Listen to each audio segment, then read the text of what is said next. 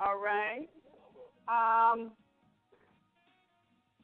right. We begin each class by reading chapter 25 of the Holy Quran, divinely prepared by Prophet Noble Jew Ali.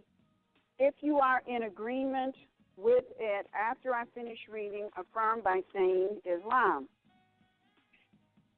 Ye are the children of one Father, provided for by his care, and the breast of one mother have given you suck. Let the bonds of affection therefore unite thee with thy brothers and sisters, that peace and happiness may dwell in the... Did I just read? Let the bonds of affection therefore unite thee with thy brothers and sisters, that peace and happiness may dwell in thy father's house. And when you separate in the world, remember the relation that bindeth you to love and unity, and prefer not a stranger before thy own blood. If thy brother is in adversity, assist him out. If thy sister is in trouble, forsake her not. So shall the fortunes of thy father contribute to the support of his whole nation, and his care be continued to you all in your love to each other. Islam, Islam. All right, well, today we have Abdullah Mosi Bey to do the class for you, and he has some exciting news to give you regarding his new book and some additional information. So without further ado, Abdullah? Islam. Right. Good. I'm so excited. I want to thank Basamaya and Annie for bringing me here today, for having me today. All right. This is my new book, Illuminati, Illumination of the Mind. I will have the books next week. I will be here next week with the books. There's 28 notes. I'll have the books next week. I was hoping to have the books today. All right, so coming back next week. No, this is the printed proof. This is mine. This is the printed proof. All right. I pay $40 for this as a printed proof. All right, so I'm going to talk a little bit about the book today. All right. I'm going to start by talking about the one who inspired me to write this. All right. You guys, you know who he is. All right. Well, in January 2014, RVBey of RVBey Show suggested I do an article for my new paper that I put out in December 2013 called Masonic Gate. You're all familiar with that. I since put out. So at that time, I had just put out the paper. That paper was only about less than 2 months old. And he wanted me to do as the next issue, Illuminati and hip hop as the topic as the title of the article. So I said to the Bear that I would do it. I reluctantly said to the Bear that I would do it, knowing that I was busy working on more masonry. I just put out the newspaper, so I had to get the distribution up, making it. So I was very busy with my daughter, working. So I luckily said yes to the Bear that I would do it, that I would actually do it for the third issue, as I had planned to for the second issue, the article on the astronomical origin of the 4th of July. Now, my plan was to only write articles that only present articles in the paper that I had already written. That would be excerpts of my book, so it would be easy for me to just continue with more than masonry and continue to put the paper out. I hadn't written, like I said, the Illuminati. I had to start from scratch. This was something that I had not planned to write. So I took on the task after I finished we put out the second issue, and in July of 2014, I started writing this book as an article. The plan was not to write a book. It was just to do an article, a feature article for my third issue of the Masonic Gate paper. I just wanted to be thorough. So as I'm working in the book, I'm seeing more connections. So that's what I do. I see things, that I would not otherwise see. I'm able to see connections, how things are interrelated. So this ended up being a book. It wasn't until I was at Raphariah's house, and she was preparing to lay out the third issue of the Masonic Gate, Illuminati, Illumination of I decided not to use Sabir's title. Sabir's title is Illuminati in Hip Hop. That's his title that he gave me. That's the title he suggested I use. I agonized over for about a couple months on whether or not to use that title. I had already established connections with Masons and Eastern Stars, and I didn't think that the Illuminati in Hip Hop title would connect with them. Right? So I went on with this title, Illuminati, Illumination of the Mind, the Ancient Musical Scale, Pineal Gland, Melanin DNA, and Cellular Memory. That's the title that I used for the third issue of the Masonic Gate paper that I put out in October of 2014. Well, one of my distributors in Arizona, Phoenix, Arizona, I sent 1,400 papers to him, and he said he distributed to a lot of college students, and they ate it up. They were very excited about it. It went very well. And as I'm getting different comments, feedback from my distributors in different parts of the country, the paper was popular, particularly among the young people. And I said, wow, Sabir, maybe Sabir's on to something with the title Illuminati Hip Hop. All right? So what I'm going to do as a special issue is print 100,000 copies as a feature article using Sabir's title, Illuminati Hip Hop, and using my subtitle, Awakening the Genius in the Youth and Young Adults. All right? We'll be distributing at the college campuses throughout our land. All right? So I'm looking. I didn't see this when Sabir presented to me. I see it now. That this will be a way in which we can connect with the youth, to bring the youth and young adults into this Moorish movement.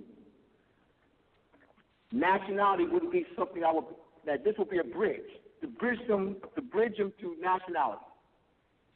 Illuminati has been popularized, been distorted, all right? The young adult, the youth and young adults, when they hear Illuminati, they think of Jay-Z, Kanye West, Beyonce, and so forth. All right? So I'm going to use that as a bridge, all right, to connect, to get their attention. And this is what Sabir was thinking about. So I'm going to be on Red Pill, Blue Pill, Know the Ledge. I'm going to be Sabir's show and other blog talk shows and so forth, promoting my book, Black and Nobel, which has 1 million views on their website. All right? So, and I said I'll be looking to put out the special issue in August, just before school starts, because we're going to be distributing to college campuses, so we need the whole school year, all right, to which to do that. All right? I'm going to read, first I'm going to start off, I'm going to read what I've written, an acknowledgement for Sabir. Sabir Bey Show, Sabir Bey Radio. I want to send out a special thank you to Sabir Bey of the Sabir Bey Show. Sabir suggested I write an article on the Illuminati for my quarterly newspaper called The Masonic Gate. He thought that my approach to the subject would give the youth and young adults the proper view on the Illuminati and therefore inspire them to become active in their Moorish, divine, and national movement. Sabir's belief in me inspired me to want to write a very insightful and impacting article for the newspaper. Initially, I did not know where to begin. I was in the midst of refocusing my attention to my book, Moors and Masonry. I had been working on this book for several years and had planned to be finished by December 2014. I began writing the article on the true aspects of Illuminati during the first week of July 2014. I did not think the article would eventually turn into a book. I just wanted to write an article that would attract the attention of the youth and young adults in the hip-hop and rap community. Sabir's encouragement inspired me to continue to reach deep inside to bring forth this book. Thank you, Sabir Bey, for encouraging me and believing in me. All right? I also have a dedication. I dedicate this book to the youth. All right? This book is dedicated to the youth. All right? Dedication. Illuminati and Hip-Hop, Illuminati and Illumination of the Mind is dedicated to our active family who perform in the entertainment industry and is forwarding forwarded especially to inform and enhance the positive consciousness and effectiveness of the recording members presenting in the hip-hop and rap community. Particularly emphasis should be placed upon the established fact that many members of the hip-hop and rap community have been or may be deceived by false or distorted claims, stereotypes, and by painted, colored, or negatively designed misinformation styled to cause dissociation and schism.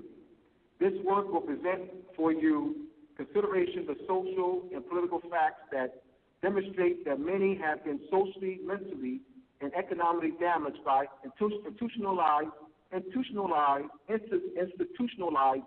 destructive, and misleading connotative linguistics. This common and colonial instituted form of linguistic fallacy was invoked by European colonial inquisition operatives that were and still are doing business at North America and in the Western Hemisphere under various corporate entities, administrative with prima facie deviation, imposed as persons and government.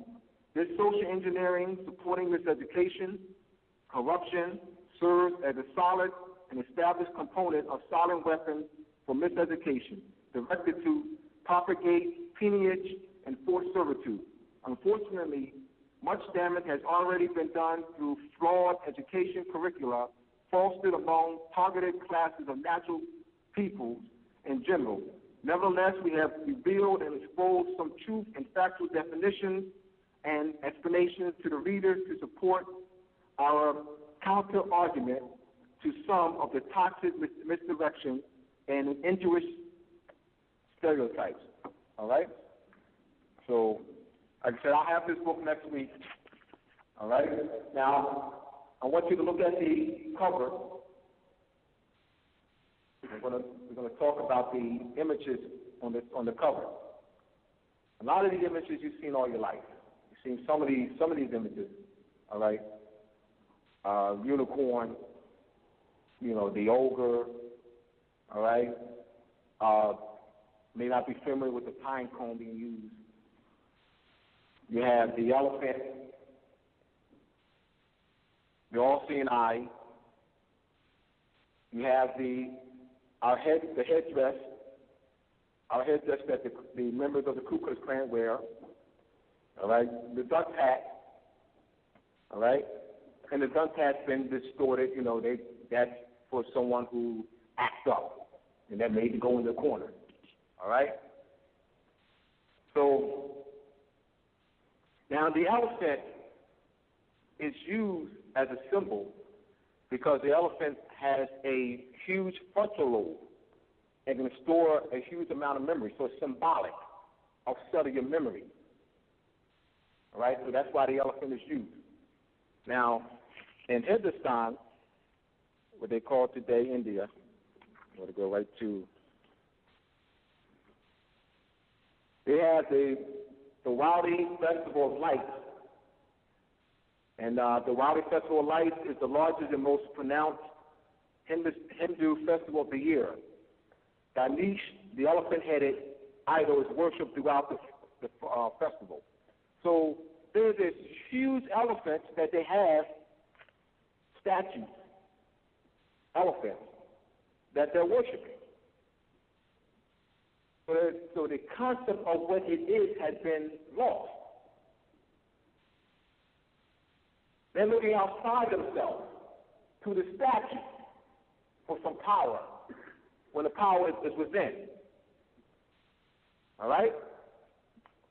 What I show here in this cover is that the culture is one. You look at these different symbols, but it has the same meaning. These represent the same thing. We've been taught, we've been indoctrinated into believing, all right, and the term multicultural has been used. That's a European military term. Not only you also have psychological warfare. You have what's called hot fire war, means guns. That's hot fire war. You have biological warfare. You also have psychological warfare. So the term multiculture is part of psychological warfare. To get the indigenous and aboriginal people throughout the world to separate against each other. So we don't see how we're connected. We are brought into this term multiculture. Multi means what? Well, there's only one culture. So these various symbols are representative of the activation of the pineal gland. So I have here in the middle the pineal gland. And surrounding it are for those who are listening, I have the all-seeing eye, the fleur de lis, the lotus flower, the ogre, gun hat, the headdress that the Ku Klux Klan wear, all right, actually a European wearing the headdress, the eye of Haru, or what they call eye of Horus, elephant, all right, King Tut with the Uranus, pine cone, unicorn, all right, so these have represented the same culture, same meaning. There's no difference. Culture. This is power because we start seeing how we're connected. Like, that's a different culture over there. I don't want to understand over here. So we can't, so therefore we're at a disadvantage because we don't see how we're interconnected. All right? Continue. So Illuminati and Illumination of the Mind, at page 38. Now, there's another way in which the Europeans, besides psychological warfare, of using language, all right, the tool, because multiculture is a linguistic, all right, psychological warfare. You also have sound that's used. What they did was, in 1800, in Germany, I'm going to read Jonathan Tannenbaum, who was at one of the institute in 1980, and he wrote a paper, and he read the paper there. And they're going to read that the concept of wave, sound wave, is a false concept. Herman Helmholtz, all right, established that false theory in 1800s. And that theory is taught in all the universities. That sound, wave and sound don't go together. The wave and sound don't go together. Sound, cyclical, not linear. That's a distortion. Not sound wave. All right. So let me read that. And we're going to go into. This is the Foundation of Scientific Musical Tuning by Jonathan Tannenbaum. This article is based on a speech given by the author, director of European Fusion Energy Foundation at the April 1988 Scalar Institute Conference on Scientific Tuning held in Milan, Italy. It appears also in the institution manual on the rudiments of tuning and registration. Quote, I want to demonstrate why, from a scientific standpoint, no musical tuning is acceptable which is not based on a pitch value for middle C of 256 hertz cycles per second, corresponding to an A no higher than 432 hertz. In view of present scientific knowledge, all other tuning, including A equals 440, must be rejected as invalid and arbitrary. End quote. All right, quote, this liberal philosophy of free-floating pitch owes its present power and influence in large part to the acoustical theories of Herman Helmholtz. Herman, H-U-M-A-N-N, Helmholtz, H-E-L-M-H-O-L-T-Z, the 19th century physicist and physiologist whose 1863 book, The Theory of Sensation of Tune as a Foundation of Musical Theory, became the standard reference work on a scientific basis of music, and remains so up to this very day. Unfortunately, every essential assertion in Helmholtz's book has been proven to be false.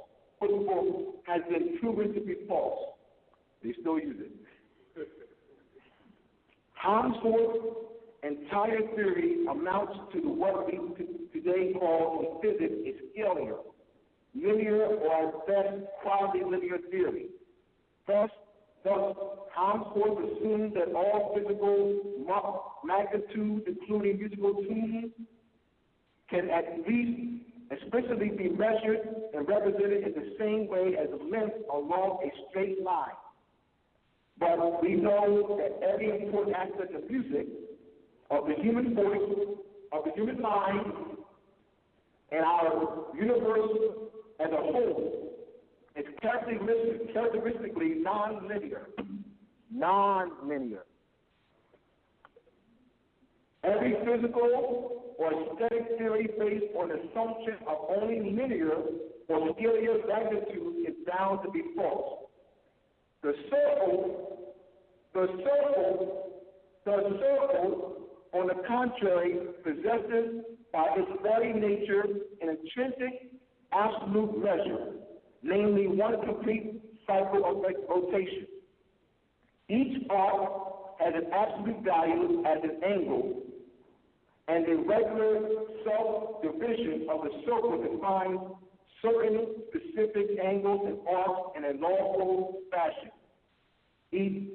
For example, a right angle of 120 degrees, a right angle or the 120-degree angle substituted by the size of an equilateral triangle inscribed in a circle.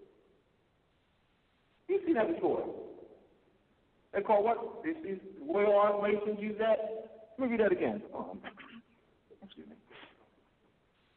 The circle on the, now I'll read this. Each arc has an absolute value as an angle, and the regular self-division of the circle defines certain specific angles and arcs in a lawful fashion, e.g., a regular angle, a right angle, or the 120-degree angle substituted by the side of an equilateral triangle inscribed in a circle. Can somebody draw that for me, please, on the board? They call it the Royal Art School. You don't know what nobody knows what it looks like? Oh, I guess I got to do it. All right. Y'all somebody said Royal Art, so I thought y'all knew what it looks like. All right.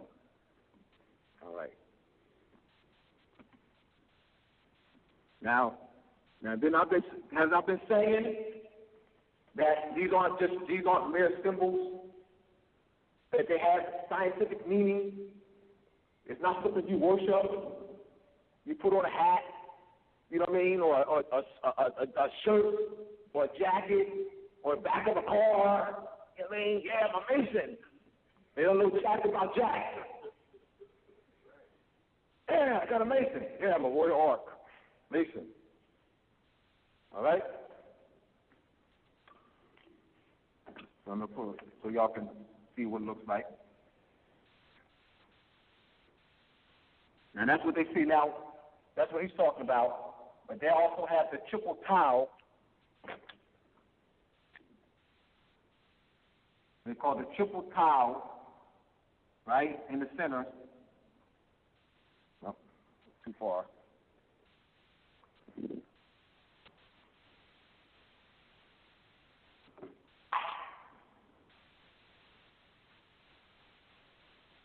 That's what you see. Have you seen that before? All right, this triple tile is in the triangle. All right, this is what he's talking about here. All right, down in the Tannenbaum. All right, so let me continue. Just as the process of rotation, which creates the circle, imposes an absolute metric upon the circle, so also the process of creation of our universe determines an absolute value for every existence in the universe, including musical tones. Harmsworth refused to recognize the fact that our universe possesses a special kind of curvature, such that our magnitudes have absolute geometrically determined values. This is why Harmsworth's theories are systematically wrong, not merely wrong by accident, not merely wrong by accident or through isolated error. Straight line measures are intrinsically fallacious in our universe. Now, I wanted to have documentation of what I'm saying. I want to be taken seriously. All right? I don't want to just be, saying. I want to be taken serious. That's why I reference things. That's why I'm reading reference. This is Jonathan Tannenbaum, The Foundation of Scientific Musical Tuning, and he did this we read this paper in April 1988 at the Scalia Institute Conference on Scientific Tuning in Milan, Italy. All right? So this theory of the sound wave crap. Now I want to also show you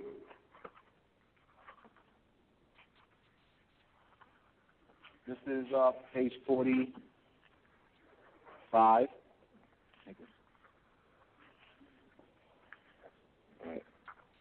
All right, here.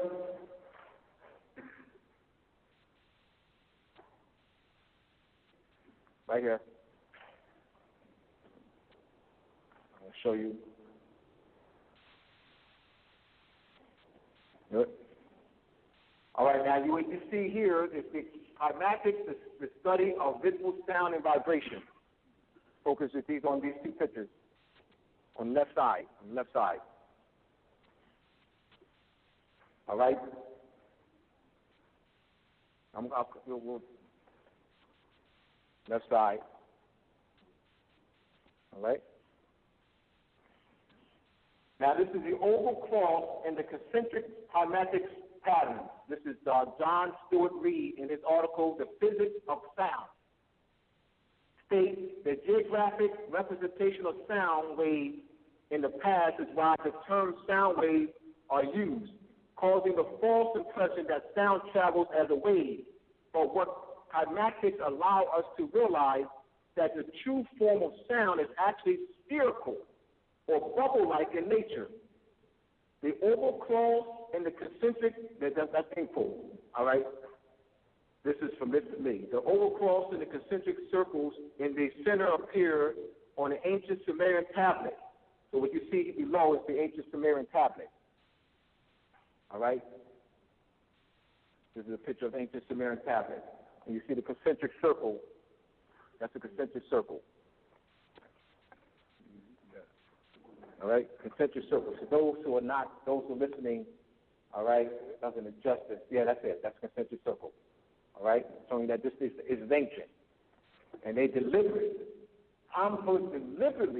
distorted. This is not by accident. He's not a dummy. Oh yeah, Helmholtz didn't know what he was talking about. He's a dummy. No. Helmholtz was not a dummy. If you call Helmholtz a dummy, then you the dummy. This is deliberate.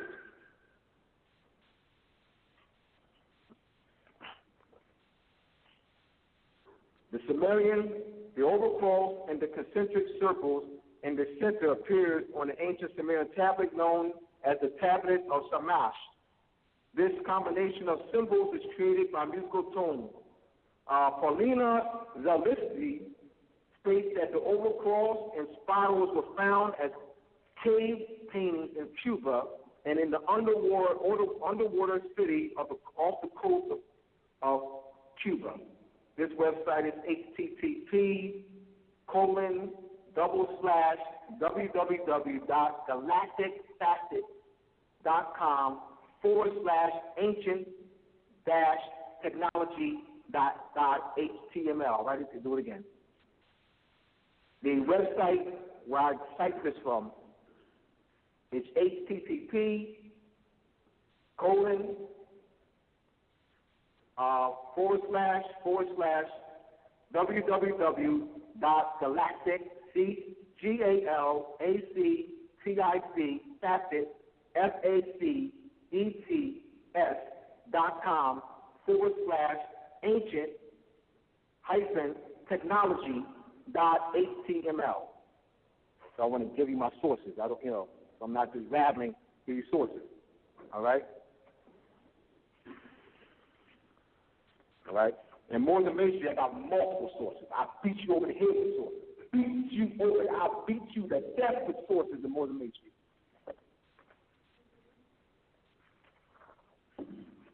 All right. Now I mentioned the 432. I'm going to mention that the instruments that are tuned today and that are, when they're manufactured, pianos, flutes, clarinets, trumpets, trombone, so forth, opals, they're tuned at 4A equals 440 hertz, as opposed to A432. All right? We're not talking about genre, heavy metal. I'm not talking about lyrics. We're talking about tuning, scaling. It suppresses the illumination of the mind. The music we listen to, hip hop, whatever, all right. John Coltrane dealt with the music scale. John Coltrane, you have classical music in the Middle East, Tibetan bowls. So you want to get Tibetan bowls, all right. Tibetan bowls is scaled at the 432, all right. What it does is it stimulates the higher senses of the brain. So you use what they do. So they're using sound to what? Suppress. All right, the ability to illuminate. You can also use sound to what? Stimulate. A432 hertz. You get a tonometer. There are different prices. Few in the thousands. If you want to tune an orchestra, you got to get a tonometer worth $4,000 or $5,000, even more. That'll actually tune an orchestra. All right, a tonometer. So this is the only scale. I have a brother who called me about 3 weeks ago. He's going to be working with me. He's a musician. And when I presented this to him, he was blown away. I never heard this before. I study music.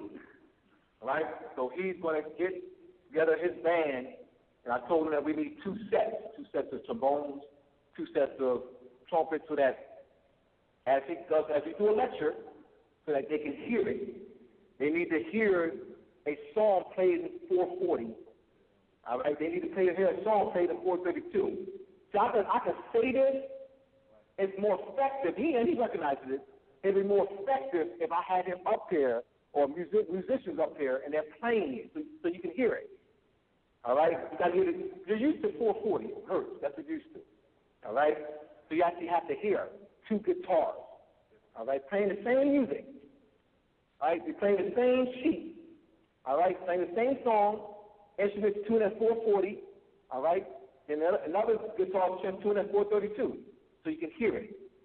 We're not talking about just hearing it for 3 seconds. I'm talking about you got to play the whole song. All right, and then have trombones. So that's what we're working on. We're setting that up so we can actually put together that type of lecture. It's going to be recorded and everything. All right, so that's because Tom suggested, as I was working on Illuminati piece, this was last year, he said, Abdullah, this is what you need to do. I've been working on it, Tom, looking for support for musicians. This brother called me 3 weeks ago. He's fired up. All right? Yeah, I've been sending him stuff. He can't wait to get this book. All right? So, continuing. Any questions before I go on?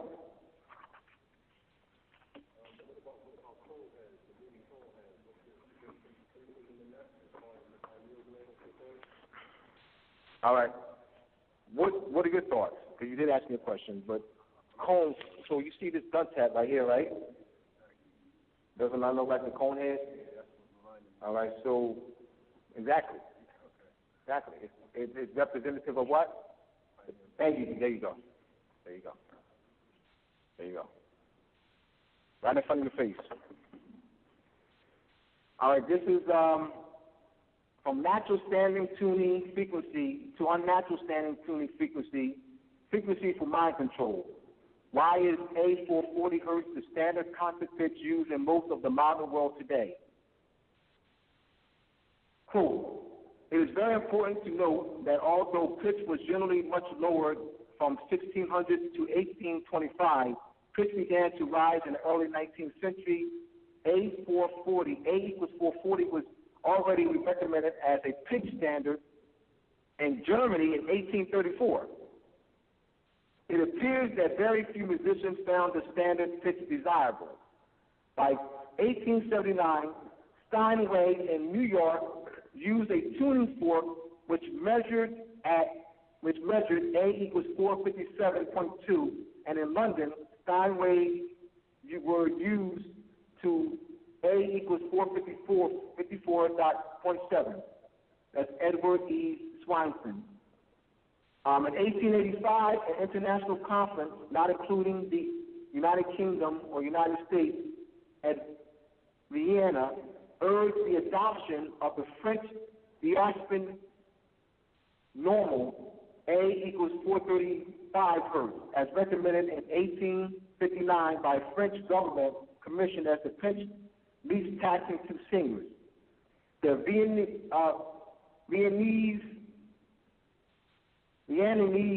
conferences, A equals 435, remained the most widely used pitch standard until it's replaced by A equals 440 in the 20th century. This is the Harvard Dictionary of Music, edited by Dan Eichel Randall. So this was not done by accident. This is planned. This is done by organization. So they're controlling our minds through sound. One way, linguistic distortion, deception, all right? They control that. So this is, I'm excited about this. So I just wanted to give, a presentation before I go into the main etymology section. Let me see if I have page 45 I read from, page 430. All right. Cosmic key to unlocking the language, because I'm not going to give you all, I want y'all to buy the book, so I ain't going to read the whole book. I want y'all to buy the book, all right? So I'm going to give you all a taste, but I want y'all to buy the book. So I want to read this section, I want to end, because I'm not going to read the whole book. All right. The number is 432, cosmic key to unlocking the language of higher understanding. The number 432 reveals the synchronistic nature of all life on Earth. This is a YouTube link, Sonic, SONIC, Geometry, the Language of Frequency and Form by Eric Rankin, RANKIN. Once again, the YouTube link is titled Sonic Geometry, the Language of Frequency and Form by Eric Rankin, RANKIN. His website is www.sonicgeometry.com. Once again, www.sonicgeometry.com. Just giving you references where I got some of this information. Eric Rankin explains how the number 432 is in energy patterns and frequency. According to Rankin, ancient musical instruments such as Tibetan bowls, all right, are tuned at 432 hertz cycles per second. The diameter of the sun is 8,640 miles. The radius of the sun is 4,320 miles. there are 86,400 seconds in a day. The number 432 comes to light again. There are 442,200 seconds and a half of a day, 12 hours. The diameter of the moon is 2,160 miles. 260 is half of 432. So the number 432 plays in nature, all right? And Sindhu, now known as India, the long cycle of time is 432,000 years long. See what they're suppressing? You see the importance of 432? See what they're suppressing? Exactly. They're suppressing the natural, what's that? The natural sound in nature. And 432 is harmonious with nature. 432 is harmonious with nature. So this is oppressing us. And we use sound for healing as well. We also, the heart machine is based off of ancient mind science and sound technology. That's not new. We didn't use a machine. We used our mind. We used the pineal gland. We didn't use a machine. We use sound and our pineal gland. Heart is based off of that. So we want to make it rain. Sound and pineal gland.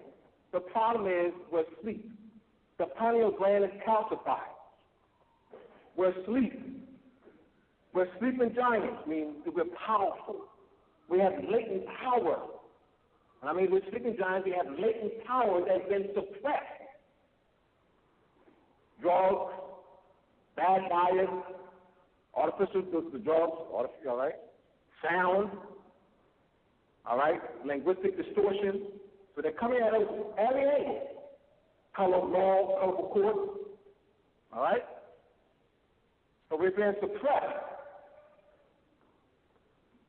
Now, the ability to, you have levitation, clairvoyance, telepathy, all right, these are real. And these are things that we've seen in movies. Of course, we think it's, just entertainment, all right?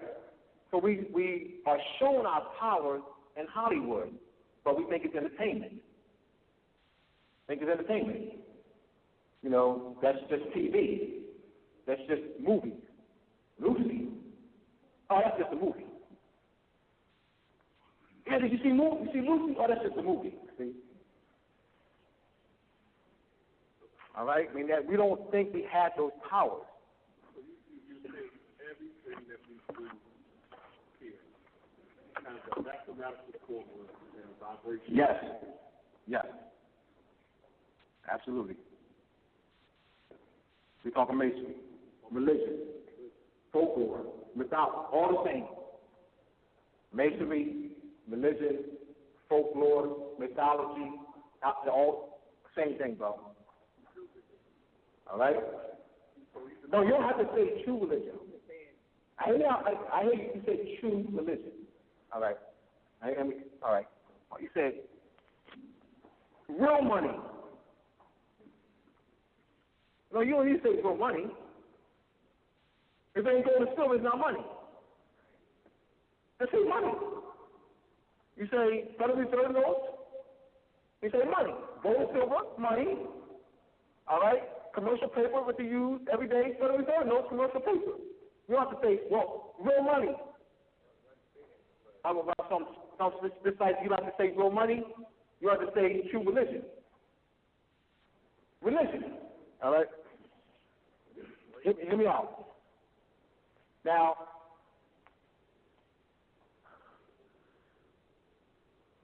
oh, Jesus, please come help us. Jesus, Almighty God, Jesus, oh, thank you. That's not religion. I'm going to show you what not. Let me show you what religion is not. Let me show you what religion is not. All right? I'm going to show you what you see every day that you call religion. This is not religion. I love my mom and I love her dearly. I love my mom and I love her dearly.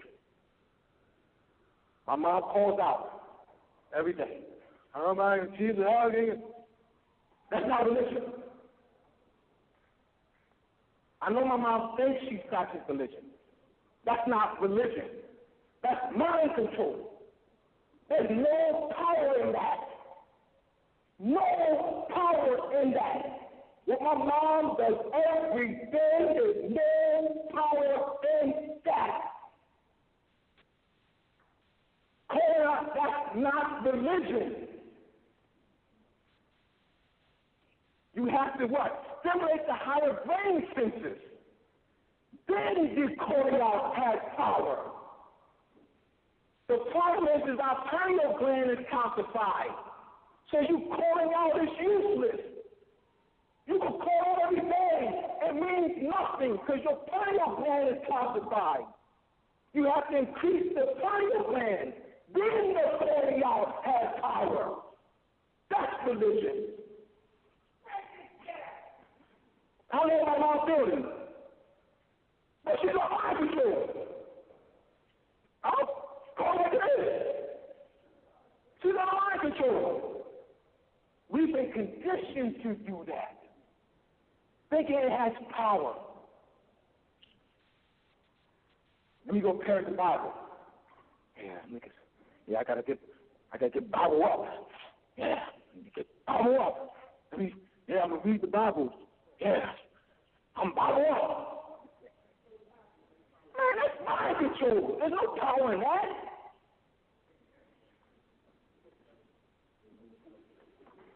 We have to activate the pineal gland. We must become illuminated. They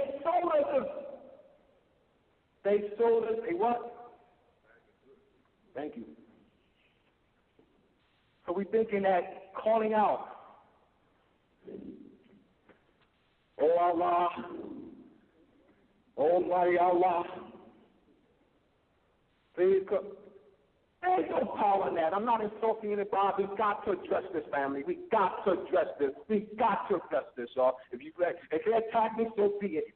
We have to address this. We are mind control. We think those have power that's coming out of war. Oh, Allah, and do that 5 times a day. There's no power in that. I'm attacking that. I'm attacking the European occupiers who indoctrinated us into doing that. I'm not attacking, get me out, family. I am not attacking our people who do that. I am not attacking our people. I'm not attacking my mom. We've been conditioned. The European occupiers of our land, the English, the Irish, the French, the Dutch, the Welsh, the Germans. All right? We're under occupation. And they have what? Through social engineering, they have suppressed the mind science technology and got us to believe that you call out something, nobody there's power in that. They got us believing that you read the Bible, you pray the Bible, there's power. There's no power in that. Absolutely no power in that.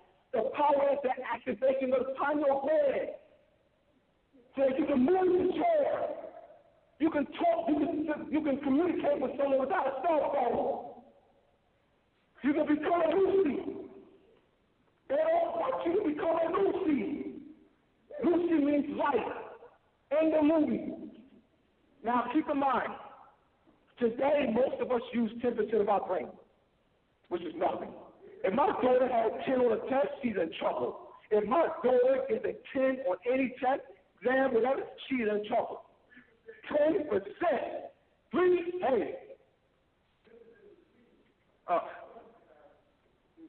Since he qualified it, he said 10% is a genius. He said 10% is a genius of what?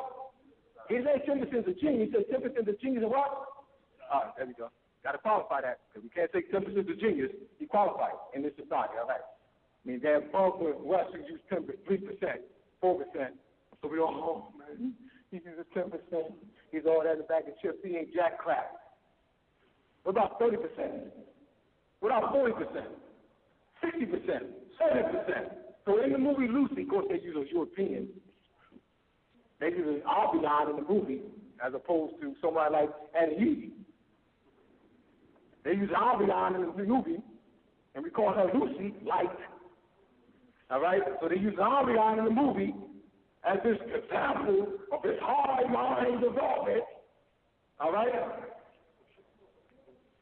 So in the movie, she was able to increase her brain usage to reaching the 100%. Of course, we think it's a movie only and, you know, make believe just for entertainment. All right? So this is part of ancient technology, mind, science, and sound. And HARP is based off this ancient mind, science, pineal gland residence. It's not new. Because we are asleep. We're scared of everything. We robotic and say some bunch of words and say we have power. I am attacking European occupiers of our land. I am not attacking our people. Our people did not come up with that. That's a suppression of the ancient mind, science, and pineal gland residents. The European occupiers of our land, the English, the Irish, the French, the Dutch, the Germans, who falsely call themselves white Americans, who falsely call themselves Americans, who falsely call themselves imperial potentate, who falsely call themselves Moorish monarchs, who falsely call themselves grandmasters, who falsely call themselves Aryans, who falsely call themselves liberals. I was Jackson, I'm being very specific what I'm talking about. They're one of these. They're soldiers who walk around using your nationality, American. They're not Americans because they were born here. It has nothing to do with our faith in geography. It's based in what? Blood. Not determined, based in just sanguineness and not just soul. So the European occupying power called the United States, / the United States of America, / the U.S., / USA, are maintaining control of our gross territorial sovereignty and using color laws, color reports, and linguistic deception to maintain control of our mind, our birthright, and to suppress it and to put us into fraudulent jurisdictions. All right? Any questions before I go on?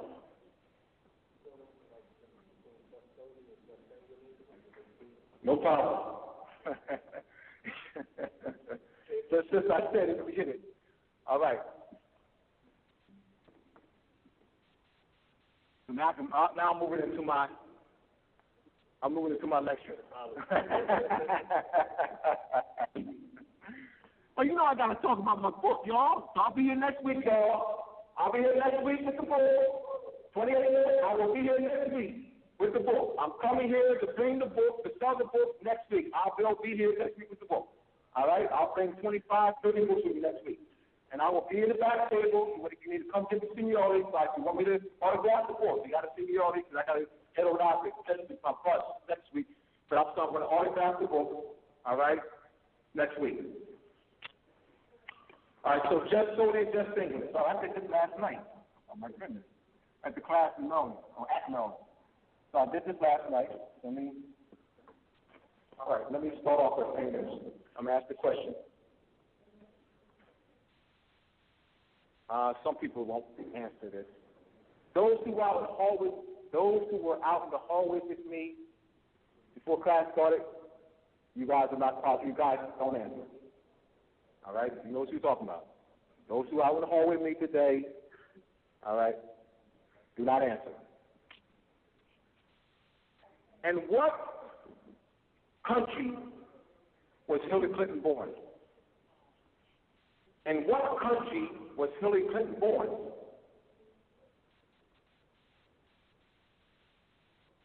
And I'm going to go right into you, just so I want to do this first. And what country? Now, didn't I say I would hear a pin drop? Now, didn't I say? I was out there saying, what would I say? It's important that I review things, all right? And what country was Hillary Clinton born? think the country that she was born in is whatever state name or name of the state she was born in. You got to name. You got to give me a name, brother. Then that's your answer. Your answer is I'm not sure. You got to give me a name. You got to give me some name. In what country was Hillary Clinton born? Oh.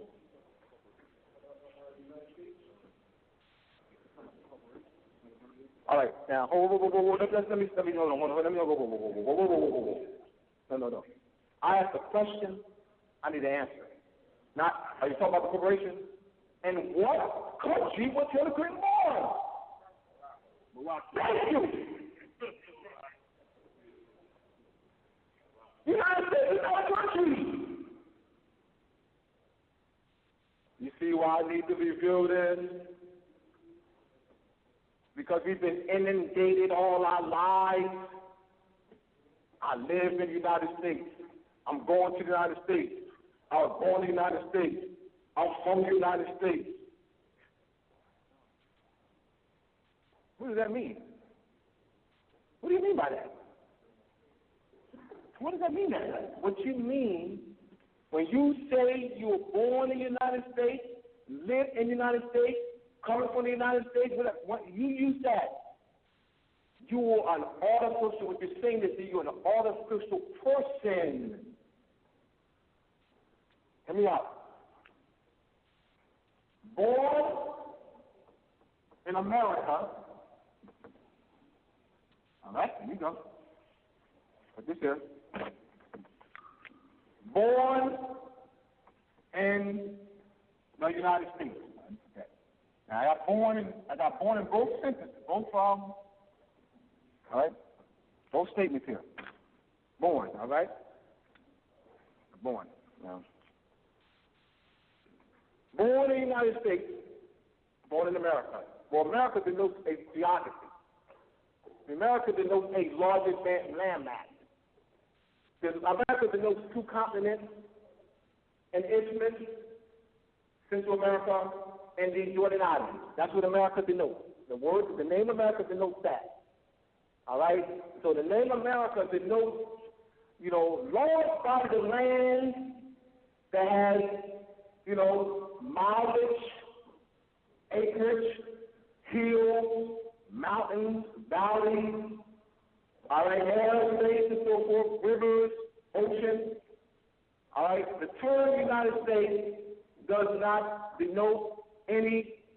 have any acreage, doesn't have any miles, doesn't have any highways, doesn't have any ocean, hills, rivers, mountains. You can't go to it. It's impossible for anyone in the world. It's impossible for anyone in the world to go to the United States. It's impossible. Why? Because it doesn't, there's no any physical geography, and it has no acreage, no miles. Very important we clear on this. All right? So you're saying that you're an artificial person. All right? You're an artificial person. When you use, I was born in the United States, as used in the 14th Amendment, any person, right, born in the United States or subject to the jurisdiction thereof, what does that mean, born in the United States? They got us thinking that it's a what? A physical geography. This is fact. Also, the European occupiers have conditioned us into believing that the name America and the generic term United States are interchangeable, as though they have the same meaning, as though they denote the same jurisdiction. Yeah. United States. Yeah, I'm an American. Yeah, I'm a United States citizen. Yeah, I'm American. Yeah, I mean, you're a United States citizen. Yeah, I'm an American. Yeah, you say you're a United States citizen. Yeah, I'm an American. Yeah, see? All day long, y'all. Worldwide. See how it's proliferated? See the false concept? All right, what's the motive? What is the political motive of the fourth concept? To maintain European occupation and colonization of Moorish land. They have to push false concepts so that the native people, the Aboriginal people, the Americans will not challenge their false claims. We are not competent. Our people are not competent to challenge the occupiers' false claims. They walk around all day long, Americans, white Americans, Americans. And the Americans don't even challenge them. The Americans don't challenge their false claims. The Americans don't challenge the English, the Irish, the French, the Dutch, the Welsh, the Germans' false claims. So Americans, we must raise duality in order to change their literature. Because that will make our people competent and put us in a political position to challenge the European occupied false claims. They are claiming territorial sovereignty of our land, all right? And we're not challenging their false claims because we're not competent enough. We're walking around calling them white Americans, white, free white person, white people, white. Can the white people stand up? Will the white people stand up? Will the white people stand up? Will the white people stand up? Talk to me.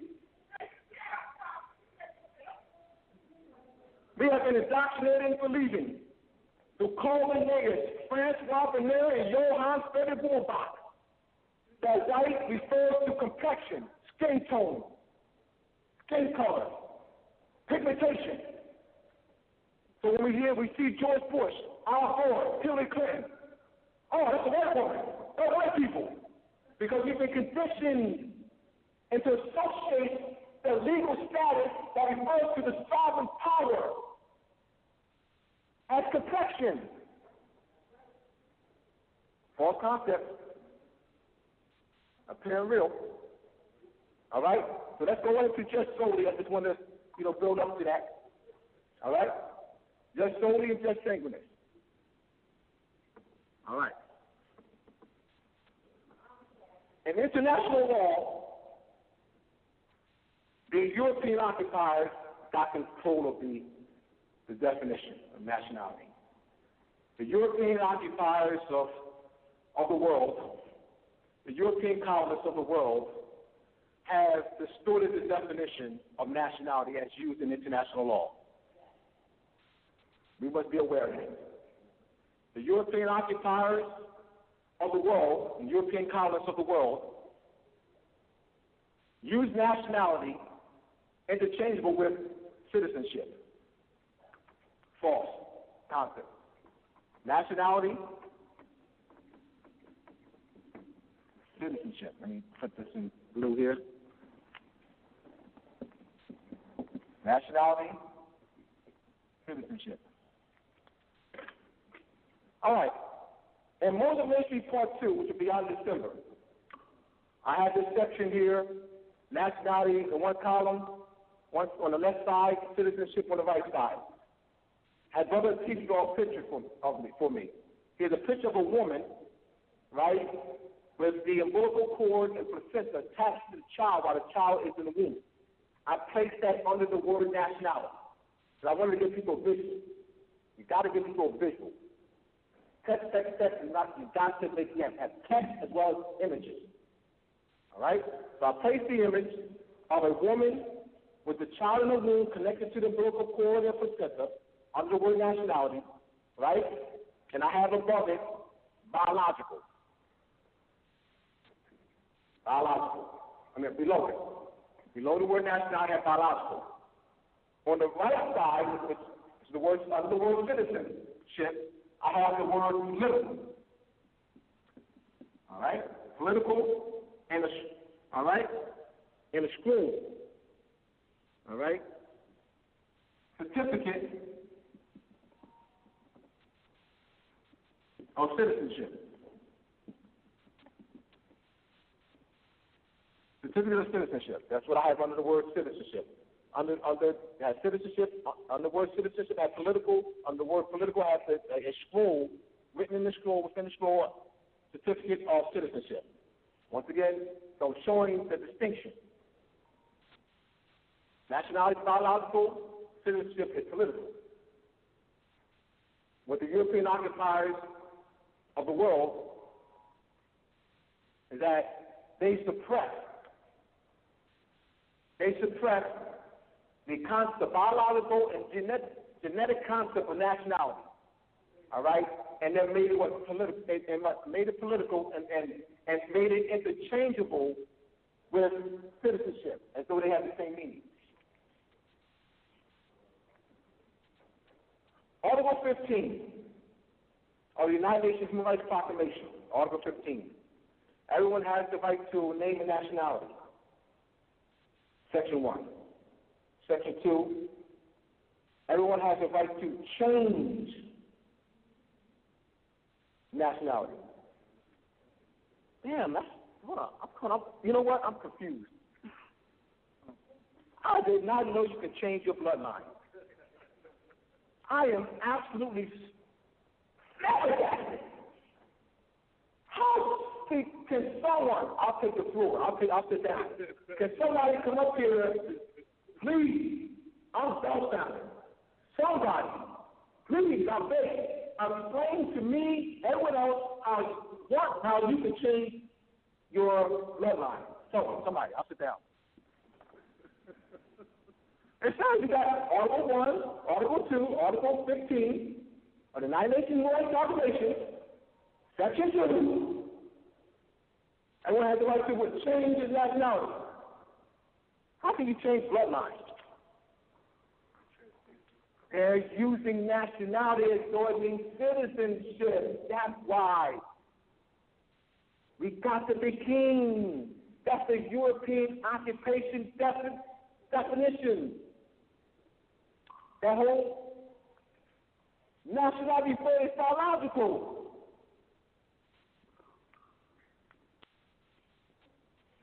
Rooted in nationality is what? Sovereignty and birthright. See, this is what this is. Brothers and sisters, that's not an error. If you think that these Europeans are dumb, you're the dumbest. You are the dumbest if you think, these Europeans don't know what they're talking about. Therefore, people that don't know what they're talking about, how the hell they got control of your land? And you, for people that's dumb, if they're dumb, we're dumb. If they're dumb, we're dumb. The movie Dumber, Dumber, and Dumber. I like Dumb and Dumber. And there was another one called Dumber.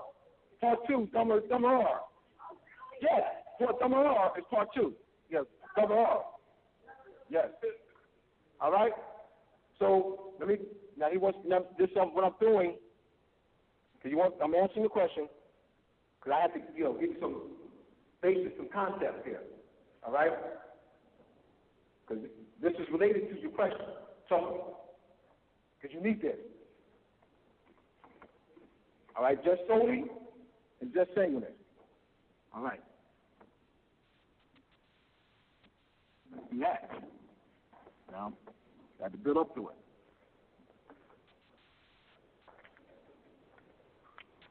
All right, just sanguinous, just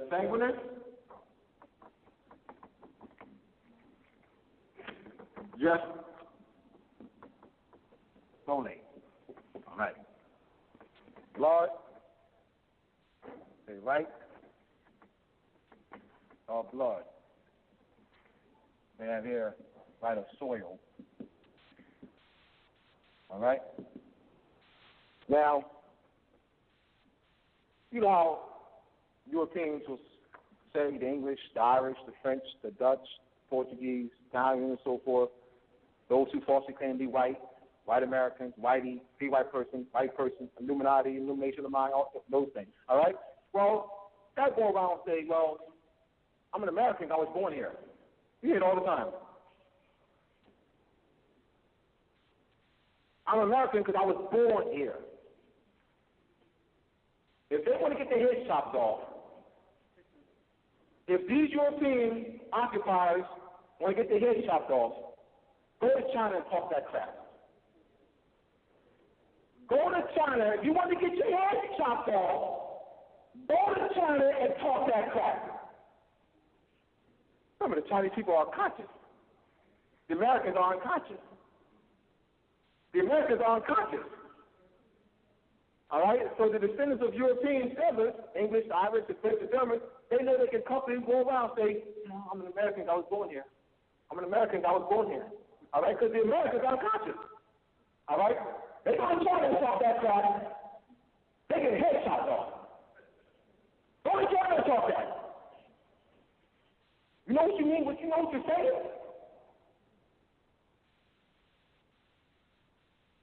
Nationality is tied to sovereignty and birthright. So you have a couple of English descent who relocate from England to China. And while living in China for 20 years, they have 3 children. The mother's English and the father's English. What is the nationality of the children? English. They're in China now. Isn't that? Oh, wow. Yeah. Wouldn't they? I thought they would be Chinese because they're born in China. My brothers and sisters, this is a simple concept, family. I'm not saying something that's, look, this is a simple concept, family. This is a simple concept, family. I'm trying to be as simple as I can.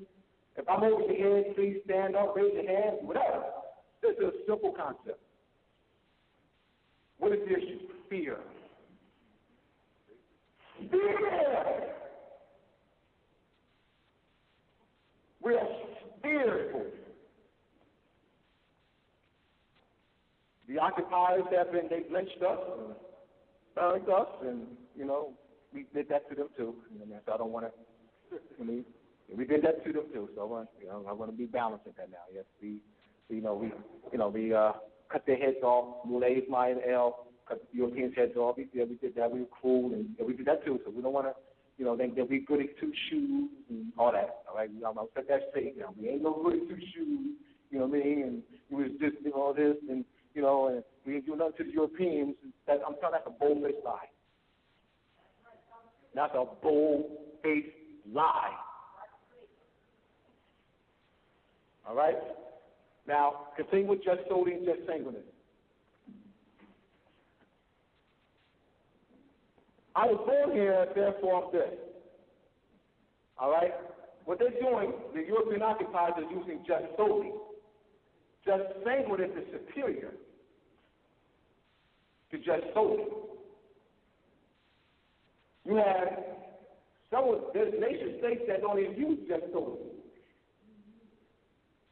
So if China has just solely, and then naturalization laws, all right? Being born in China, giving Chinese citizen, that means yes.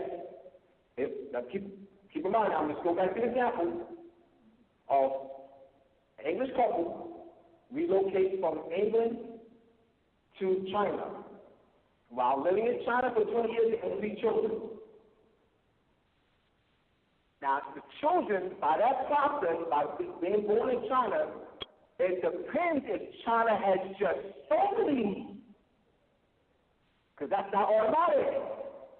China must have just solely in their naturalization law. If China does not have just solely in her naturalization law, those children born of English or English women in China will not automatically be Chinese citizens. China must have just solely. All nations don't have just solely policy. All right? Just solely. Just sanguinity. Reason why? They what? Preserving their birthright. Preserving their national sovereignty. They understand what the European occupiers do. They occupy land and colonize land. They kill and lynch and murder and so forth. All right? So, So are you clear now? I'm just slowly just thinking it. All right? Now, in the 1936 Webster's New International Dictionary, there's 3 definitions for the name American. First definition, this is 1936 Webster's New International Dictionary. First definition for the name American. And an aboriginal or one of the copper-colored natives found in the American continent by the Europeans. The original application of the name. Let me say this again. Definition number 1 for the name American in the 1936 Webster's New International Dictionary. An aboriginal or one of the very copper-colored natives found on the American continent by the Europeans, the original application of the name. Definition number 2. An American-born descendant of European settlers. Definition number 3. A native-born or naturalized citizen of the United States.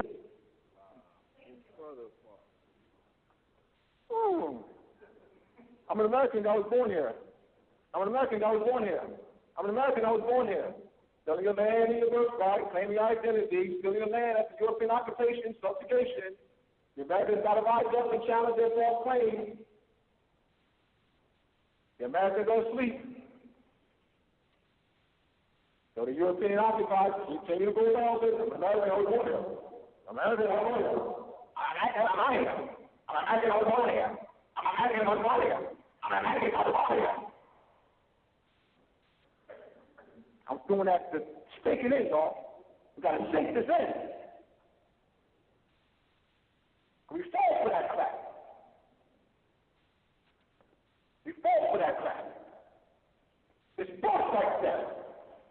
Occupation, colonization, subjugation, conquest, invasion. Only China has taught that crap. They'll cut your head off. You don't have the English, Irish, French, German, Italian, walk around China. I'm Chinese, I was born here. I'm Chinese, I was born here. I'm Chinese, I'm born. They ain't gonna say that. They stay here because they don't know that the Americans are free. They have oppressed the Americans. And the Americans are afraid of them.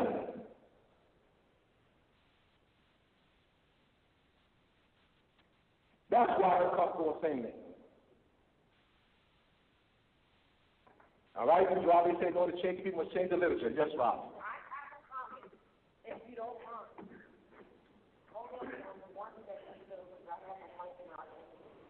All right, my comment is, everything you're saying is absolute and correct. Now you go to why did most of us who are the Americans not make our claim? I guess it's a question and a comment at the same time. And I know it's because they were falsely taught to believe that this is not their estate, their home, and national domicile, that they came over on boats from Africa, of which, of course, some people came over on boats from Africa as slaves, enslaved, not slaves. And, of course, we may have come too because we were voting freely. We were sailing freely wherever we wanted to go. So can we safely say that it's because we were taught that we are not the Americans? And when you think about people talking about sovereignty, there's another issue. Sovereignty comes with nationality only. Therefore, you cannot have any type of sovereignty until you claim your nationality, because the sovereignty ties you to, whatever the homeland is, the national domicile. In other words, states are quasi-national domiciles, all right? You say you're a national, so you got to be domiciled in some sort of national domicile, which any of these 52 union states are not that. And that's why Prophet Moor always talked about Americans, not United States of Americans, which was established for those people who came here to be here with all that chaos and war that was trying to keep them from continuing to be enslaved by the British Moors. Okay, I said a lot. But I know. What I'm saying is, I'm so excited about this information. I want you to answer this. No, but you're right, because it's so exciting. And the reason it's so exciting is because once you get this information, it's clear. But what happened that made it so that the true Americans, I'll tell you what, I'll reserve something. Who are Indians? Who are American Indians? Is that such a thing? Right. And what happens to we people who are the Aboriginals here do not think we're American? All right, so you got two questions going on. Yeah, all right. 2 or 3, you got everybody. I know. I got it up here. You got me though, right? All right. You said American Indians, so let me address that. Please do, because that is confusing the people to this day. All right. You can clear etymology cleans it up. Etymology cleans it up. I'm etymology. All right. Now I know that the European occupiers of Moorish land have a definition for Indians. Bureau of Indian Affairs, all right? It has a definition. I'm going to give you the etymology. American Indians. So Indian is derived from Sindhu, all right, which is a river. This is the Arabic word or form is Hindus. Hindus is Arabic. This is Arabic. All right? This is Arabic. All right? This is Sanskrit. Sindhu, Shindu, those are listening, is Sanskrit. The Arabicized form of the Sanskrit word Sindhu is Hindu. Their linguistical methodology, they remove the S, so because you have changing a sound. So they remove the initial letter. It's called aphoresis. All right? Or A. Aphoresis.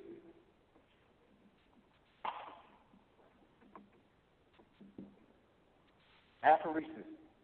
When we remove the initial sound or letter, all right? You're moving the initial sound or the first sound or letter, all right? That linguistical methodology is called aphoresis. So this became, by doing that, when it's transliterated from Sanskrit into Arabic, the H is removed. Hindus is Arabic. Sindhu is Sanskrit. All right? A river in Sindhu. All right? It's also a nationality.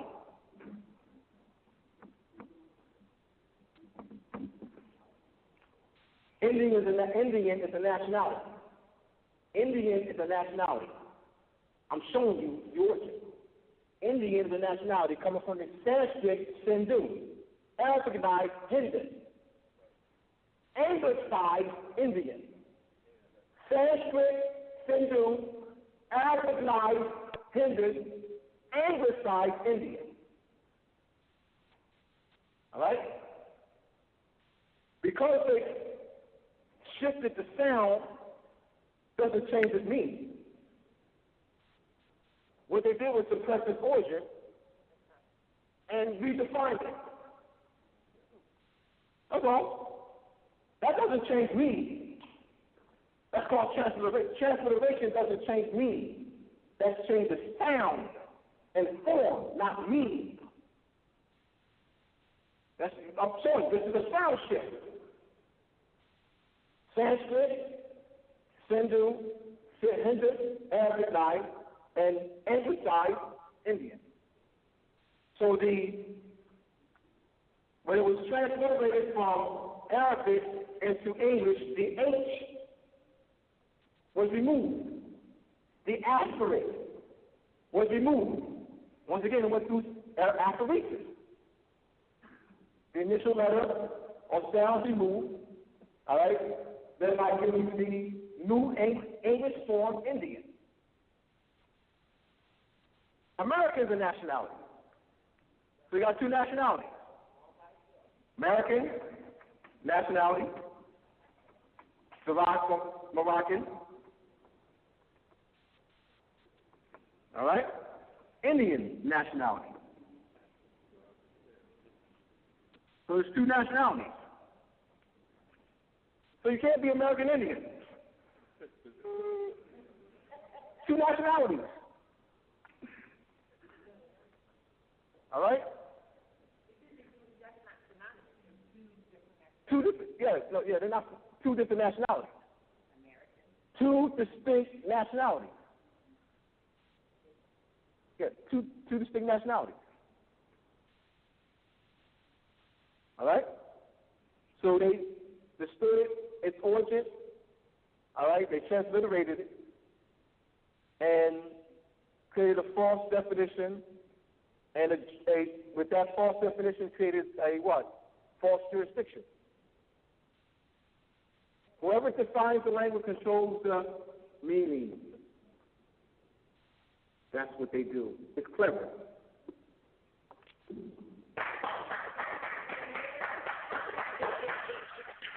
They're clever. Because they're controlling the language. And they're what? Surrounding a what? Distorted definition around it. And they created what? The Indian of Bureau of Affairs. Bureau of Indian Affairs.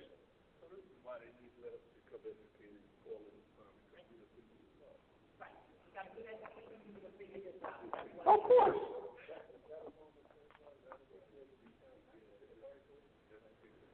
He said African American, so let me break that down then.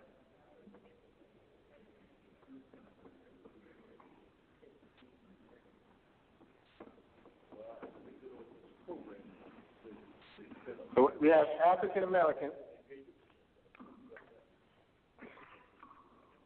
African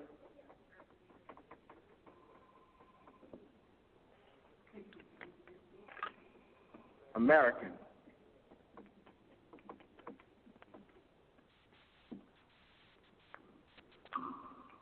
All right. Af is male. All right. Ra, R and I, sound shift. They're called vowel shift. Right. African. All right. Soul, son, male. What's the etymology of it?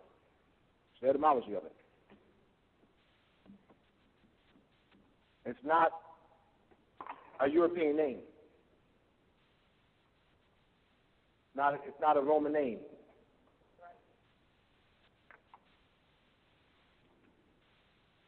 So, I gave you American. So, now, African American, all right, because the nationality is American. All right, that's the nationality, which is derived from Moroccan. So we want to say Morocco. So when I ask you what country in which Hillary Clinton was born, I need you to say Morocco, because we want to connect the more ancient form to this land. All right? We know that this is already set. So we want to connect. We want to make this connection. American and Morocco connection. All right? That's a sound shift. That's a sound shift. Not just a meaning, not an Italian name, Marco Vespucci. Barry Fell, who wrote America BC and America Saga, professor emeritus at Harvard University, stated that the name American has a more ancient origin. It's derived from the Libyan name, Meru, M-E-R-U, means land across the sea. So the name Morocco refers to land. The Greeks. Well, yeah. Moor means black. The Greeks. Don't say Moor means black, African scholars. And Greek. Don't say Moor means black. African scholar. What language label? African scholar. And what language label? African scholar. And what language label? You say Moor means black. What language label? Greek. The Greeks gave a distorted, connotated meaning and associated the nationality referring to land, all right, with complexion. The Greeks did that. These African scholars are giving the Greeks distorted definition. The African scholars are going up, Moor means black, Moor means black, Moor means black. The African scholars are giving the Greeks distorted definition. I'm challenging them. I'm challenging the African scholars. They're giving the Greeks distorted definition. They're not saying, well, yeah, Moor means black in Greek. They say, Moor means black. Moor means black. Etymology. Etymology. And these African scholars,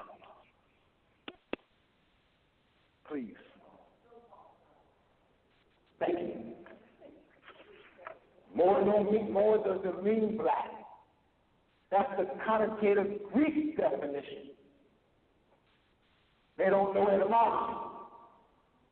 So they're reading the connotative Greek definition as though it's the origin.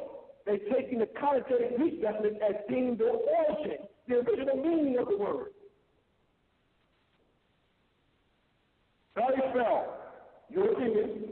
Barry Fell, your opinion. America BC, America Saba. America had more ancient origin. Meru, Libyan word, land across the sea. It refers to land, not complexion. But they wanted to suppress that. To remove the land connection. Thinking now complexion. Yeah, Moors, dark-skinned person. Yeah. Moor means black, who's dark-skinned person. You know what I mean? Greek. Remember, connotative definition. All right? Any questions? Oh, we got a mic. All right. Testing, testing. Is it working? I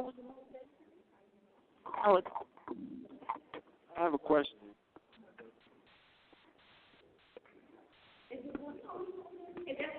I heard it too. I heard it. Okay. I did hear it. I have a question. In the Peace and Friendship Treaty, when you read the Peace and Friendship Treaty, why do you think when it was written they don't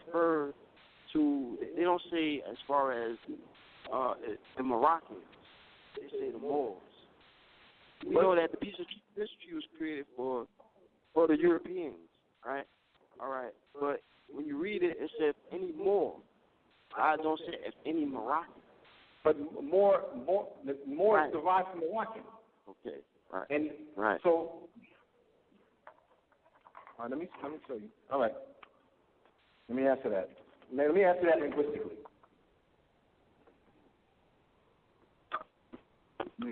Answer it linguistically.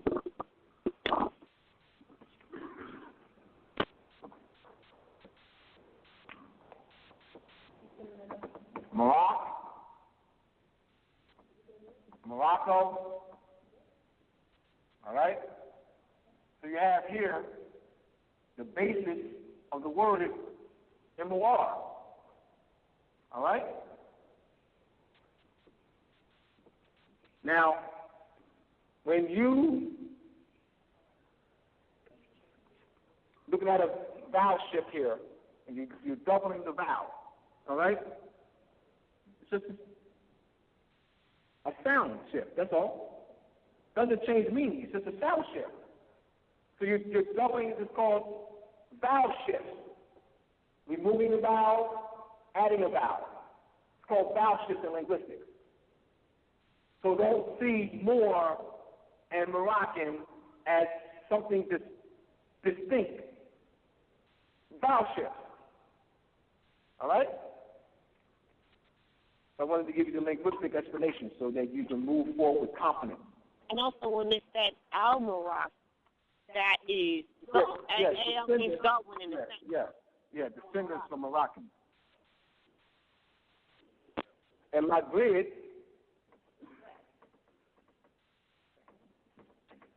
the Arabic form, Maghrib.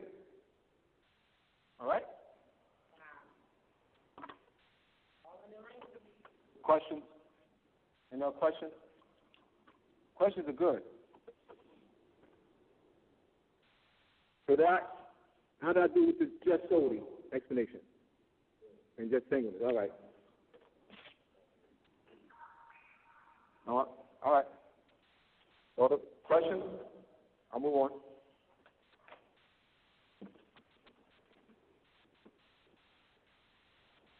You got a question? All right.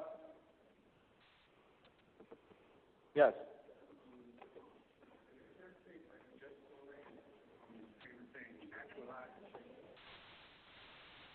That's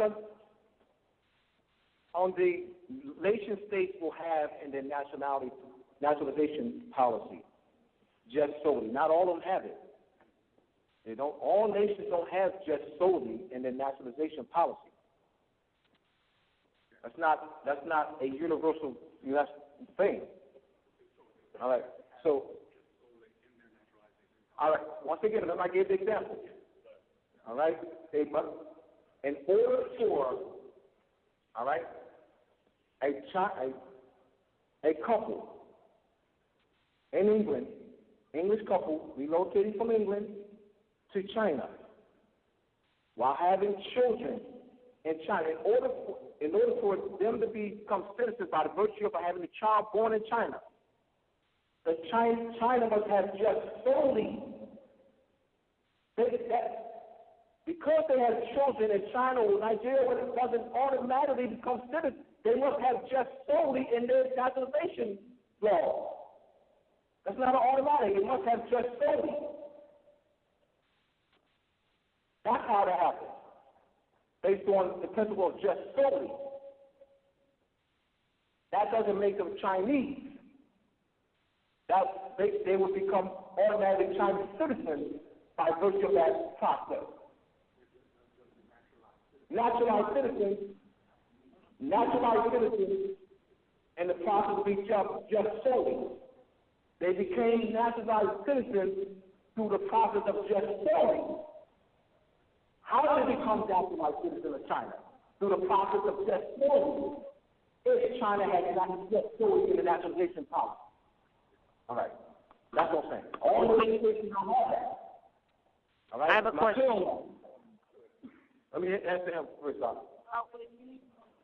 Well, since she has the mic, can she go? All right, well, we got to be passed here, we got to be passed back to you. Islam, everybody. Yeah, being that, so-called was born in Jamaica, all of that stuff, but, So you were born in America? I was born in America, I know that, but, just for argument's sake, all of these I would say just solely, jurisdiction, because now I understand that Jamaica is also a jurisdiction under just solely because they're not using the American nationality for the island, which should be part of the America, right? No, not should be, is. Is, yeah. Or. Yeah, because I'm still getting a little bit of clarity on this, This is a very good I'm trying to, so I can clarify. Well, I think you're not clear on the American concept. No, I am clear on the American concept. My question is, or my statement is really trying to get a better understanding of all of the islands and the jurisdictions that we have now, the new names that we have, because all of these lands are Haitian. Look at the landmark. Yeah, you know what I'm saying? You know, I'm trying to get a better concept in the sense wherein the United States Corporation now has jurisdiction on the just solely over all of these islands, and basically because of the fact that they are working under the just solely political order, not the. You see what I'm saying? Oh, I see what he's saying. Because remember now, if I'm in Jamaica and then everybody's, oh, well, I'm Jamaican and I'm Trinidadian and I'm Guyanese, which is that is under the just solely, you know. I know what he's saying now. All right, let me help you out. I know what he's saying. All right. Now, let's go back to this. Remember I said that in international law, they use nationality interchangeable with citizenship. That's where that's coming from. All right, I'm Jamaican because I was born in Jamaica. All right, they're using nationality interchangeable with citizenship. That's it. That's it, brother. That's it. That's it. I'm English because I was born in England. They're using nationality as though it means citizenship. It's interchangeable with citizenship. That's it. That's how to get it all. That's international law. Based on European occupation, the definition, the use of interchange, the act of interchanging nationality with citizenship is based in European occupation, conquest, invasion, fortification, land theft. Understand the basis? What is the political motive of doing that? You clear now? Thank you. Oh, yeah, this time I really do have a question. No, I'm already on the mic. I'm already on the mic. Yeah. Cut that one off, though. Run the, this question is, can you explain why Moors here cannot naturalize? Oh, yeah. Thank you. What's black I know it's simplistic, and I mean, it's so simplistic, but yet just like groups of people, they don't even examples naturalizing people. Please. Naturalization. Because we got, I need to read that first, and then I'll stand on it. Read that. We read the book. No, but that's the English dictionary. Black small form. Oh, you need the microphone. Now they're going to need the mic, yeah. Let me make sure it's on. It's all right. It's all good. You want to read it? Yeah. It's Black Law Dictionary, revised 4th edition. Definition of naturalization.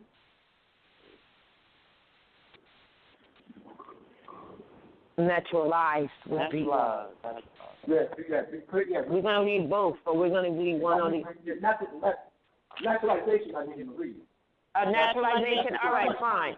Okay, that is the question. There it is. Naturalization. The definition for naturalization: the act of adopting a foreigner and clothing him with the privileges of native citizens. Hold on. United States versus Harlem. Read it again. Naturalization: the act of adopting a foreigner and clothing him with the privileges of native citizens. Don't let pencils naturalize you. They're infiltrators. I got feedback. Oh, yeah, because you're too close. Say it again. Yeah, please. The definition for naturalization: the act of adopting a foreigner and clothing him with the privileges of native citizens. All right. Let's say native born means Clothing him with citizen. And they got a case law. Let me do this definition. You always have to, yes. Yeah. Clothing him with citizen is a citizenship, right? Clothing him with citizenship. Yeah. Clothing him with citizenship. It say clothing him with the privileges. Oh, it's privileges. I'm sorry. Read that, Ross. Read that definition. Clothing him with citizenship. All right. All right.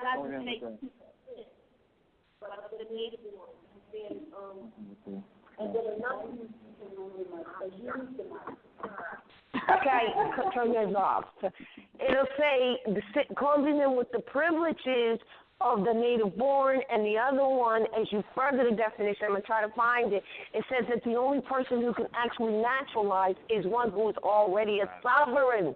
So if you got someone naturalizing you as a Moor, they just clipped your all of your privileges. That's number one. I mean, all of your rights, excuse me. And you need to ask them, are they naturalized also? If they are naturalized, then they don't even have the authority to nationalize you. So that means they're infiltrating you and your rights and your liberties. And there are temples that do that to the people. You've got to be aware of that, because that means they're infiltrators and agents by design. All right. Let's analyze this. Let's analyze this. Naturalization, the act of adopting a foreigner and clothing him with the privileges of citizens, privileges of the native citizens, right? No, the native citizens. Yeah, done native citizens. Right. That's what I'm. All right. This is where etymology comes in, y'all. Etymology. I circled the term native citizen. That's what you do is let's define native.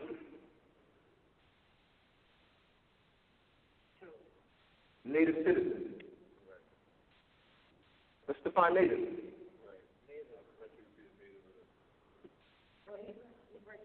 Right, so a native and a citizen, the natives are the nationals. Natives are the nationals. I'm saying, you see how they flag stuff in? You need this is very important, y'all. This is being able to discern, to analyze what you're reading. We'll go right past this and say native citizen. They fit that in. They put native citizen. What does native mean?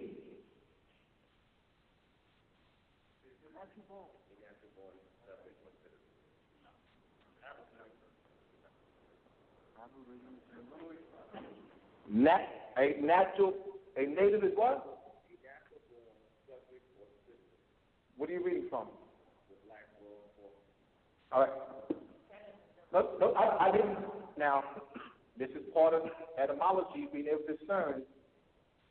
You just read something. I need you to analyze what you just said. You're reading from what? Read it. Reread it.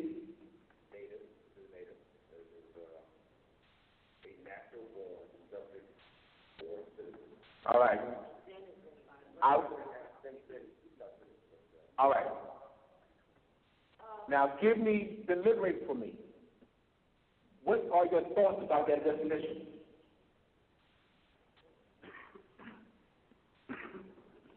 Yeah, what are your thoughts about you just read a definition?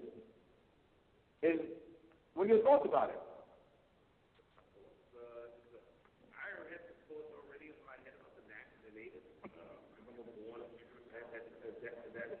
No, I'm talking about that definition. What are your thoughts about that definition? All right. Because it's written in the Black Law Dictionary doesn't make it true. You're saying, could I apply Are you meaning because it's written like that, therefore it's true? Are you implying that? Are you implying that because it's written in the Black Thought Dictionary, it's true? Are you implying that? Right, so you were saying that, well, it is what it is. That's what it says what it is. It is what it is. That's what it says what it is. So, right, I'm saying about, so because it's written in the Black Thought Dictionary, doesn't make it true. Native, now, let me just say this. We got to continue with the definition and also with the case law that it applies to. This is applying to people where they're explaining in this the word natives are used in alien enemy acts. That's what they're saying. And it refers to the person's place of birth so that a person remains a native of the country of his birth, though he has moved away therefrom. So they're qualifying why they're even saying that. And also when we look at subject, the word subject, we're all subjected to our own family situation as well. But here they're qualifying why they're calling it that. I need you to say that. Go back to that. Okay, it says that the word native, as they're using it here, as used in Alien Enemy Act, refers to a person's place of birth so that a person remains a native of a country of his birth, though he has moved away therefrom. And this is regarding the United States X-rail, because the United States is not a being, flesh and blood anyway, the Equiza versus UHITCA. All right, let me respond to that. All right.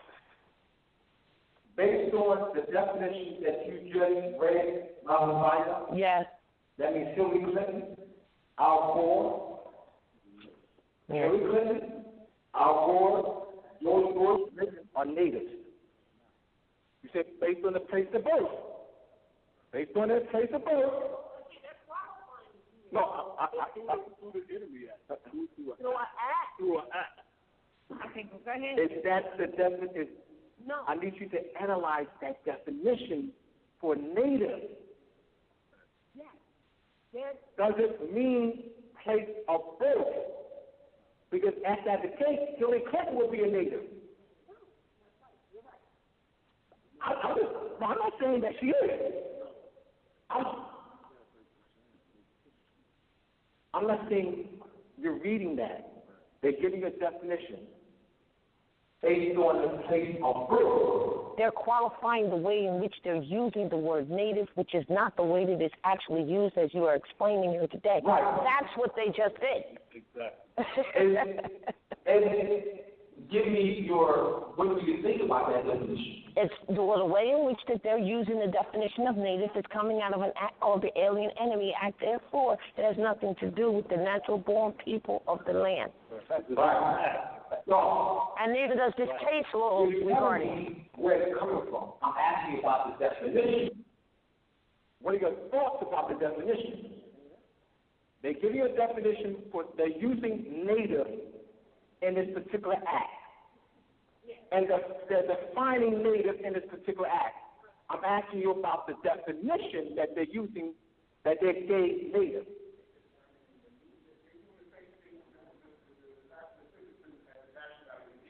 All right.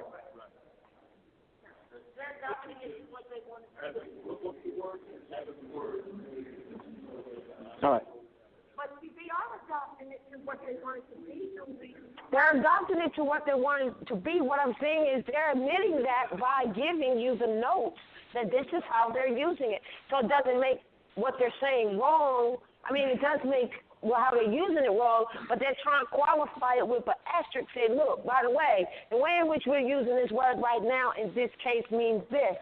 So that we can say that the book isn't wrong, they're qualifying like a footnote. This is how we're using native, because we know native means you're national, but we also know that we're not using it like that this time. Why everybody needs to read. What definition are they giving to you in that act? What's the act? A natural-born subject or citizen, a denizen by birth. No. What's the act? Oh, the act is called the Alien Enemy Act. Alien enemy. Who's the alien? No, show ain't you. We got to see him on a week. I understand. That's what I'm saying. Alien Enemy Act. Alien enemy. I don't want to go find it. This is too important. Yes, it is.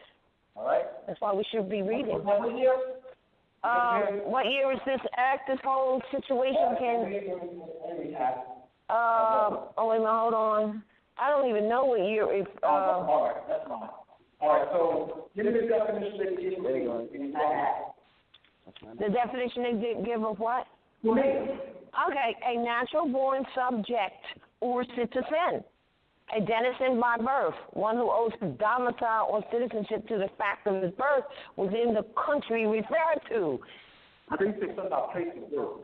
Oh, no, this is the footnote. The word native, as used in Alien Enemy Act, refers to the person's place of birth. Refers to the person's place of birth. Person's place of birth, so that a person remains a native of country of his birth. Though he never was. Okay. There it is. They was born here. Where are they placed from? Morocco. All right. So refer to the person's place of birth. That's right. That's right. That place of birth, right? Well, yeah. Will be native? No. That's why they're qualifying it. That's why they're qualifying it. All right, let's go. Well, see, they would be native, but they wouldn't be the national of the land. All right. All right. And Greek. Native. All right, here we go. This is Latin. It's color. Can I need black? Shall I use black and white? Black. All right. Can I need that? I need black. I'm not saying black and white. Black. My God. All right, Greek, Latin, English. And Greek, G-A, zero-grade, G-E-N. Latin, I'm going to put the parentheses, the G in parentheses, N-A. All right? You have the word native, nationality, native, all right? K-I-N in English. All right? So G-N as in generation, as in genesis, as in genealogy, all right? So we have the word genealogy, all right? A-E. Genealogy, Genesis, all right? Genesis, all right? On the Latin, you have nationality, all right? Native. So, yeah, it means born. But in Greek, it means origin.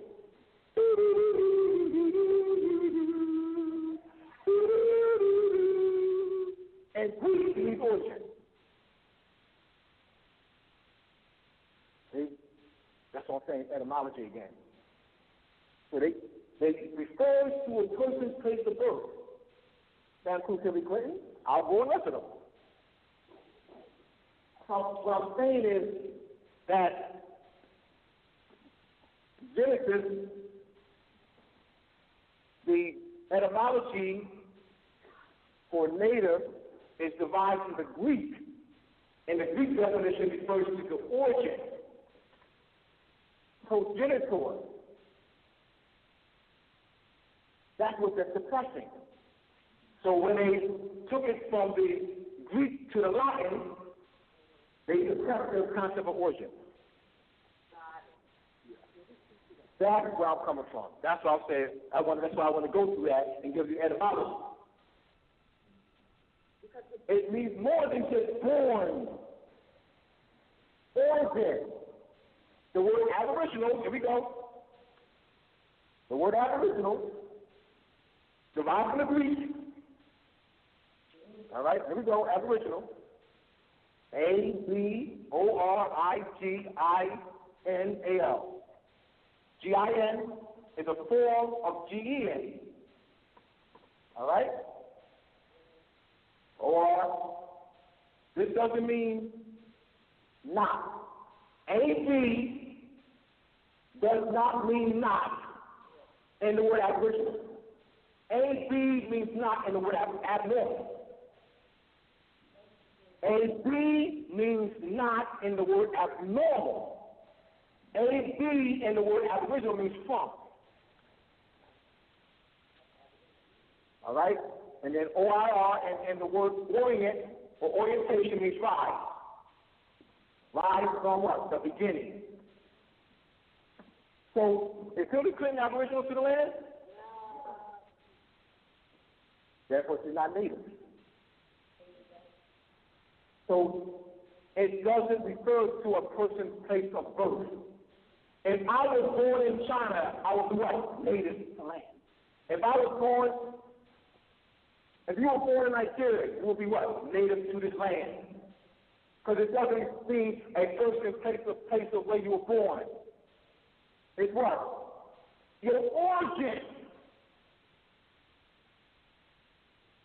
Your national origin. Your national origin is not determined where you're born. By where you're born, your national origin is determined by what? Blood. That's what they're suppressing, Ron.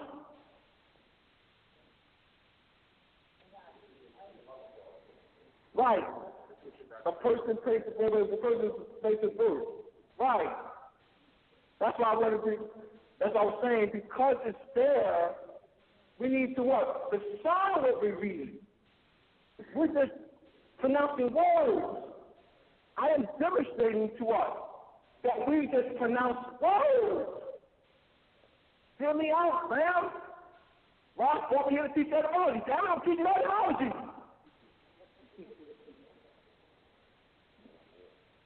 We're pronouncing words. We're really not analyzing because we haven't been given the tools to analyze. Well, if that's what it is, that's what it is. If that's what it is, it's dictionary. If that's what it says, it's what it is, it's that.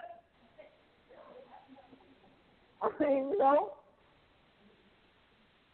Any questions? You had brother had his hand up.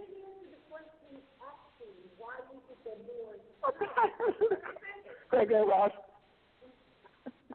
I mean, you did, but no, you did for those who understand the presentation you just did. But for those, or maybe it's me, who don't, why is it that we as Moors can never naturalize? Oh! Okay, we went through the process. All right, thank you very much. Why? Because we got caught up in the reading and you read something else. You read something else, and then I took me to answering that. No, it's all good. It's all good. It's all good. Reread the definition of naturalization, please. Because I got to do that because we got away from that. Because she showed something else out there. I know. All right. A lot of times people can hear certain people say it, explain it. You can just answer it. Right. Now, naturalization refers to an alien being clothed. We are not, the Moors who are classified as Negro, colored, black, and African American are not aliens to this land. We're aboriginal, native, and indigenous. Now, another thing, so that's key. So now when they're talking about naturalization being naturalized by the occupying power or a colonial entity called the United States, all right? They're thinking that the United States is the country. Let's keep this in mind. Let's go those who think this. The thought that those who are pushing that, all right, are not clear that this is Morocco. that the name of the country is Morocco. They're perpetrating that the name of the country is the United States. So they got to be naturalized by the country. I want to be naturalized by the country, United States. United States is not the country. We were naturalized Europeans. Europeans will become naturalized Moorish citizens. We're looking at them as being the sovereigns. That's what they're really coming from. What is the root of it? We're viewing the European occupiers and the colonial body politic called the United States as the sovereign, as the government. And we got to be naturalized.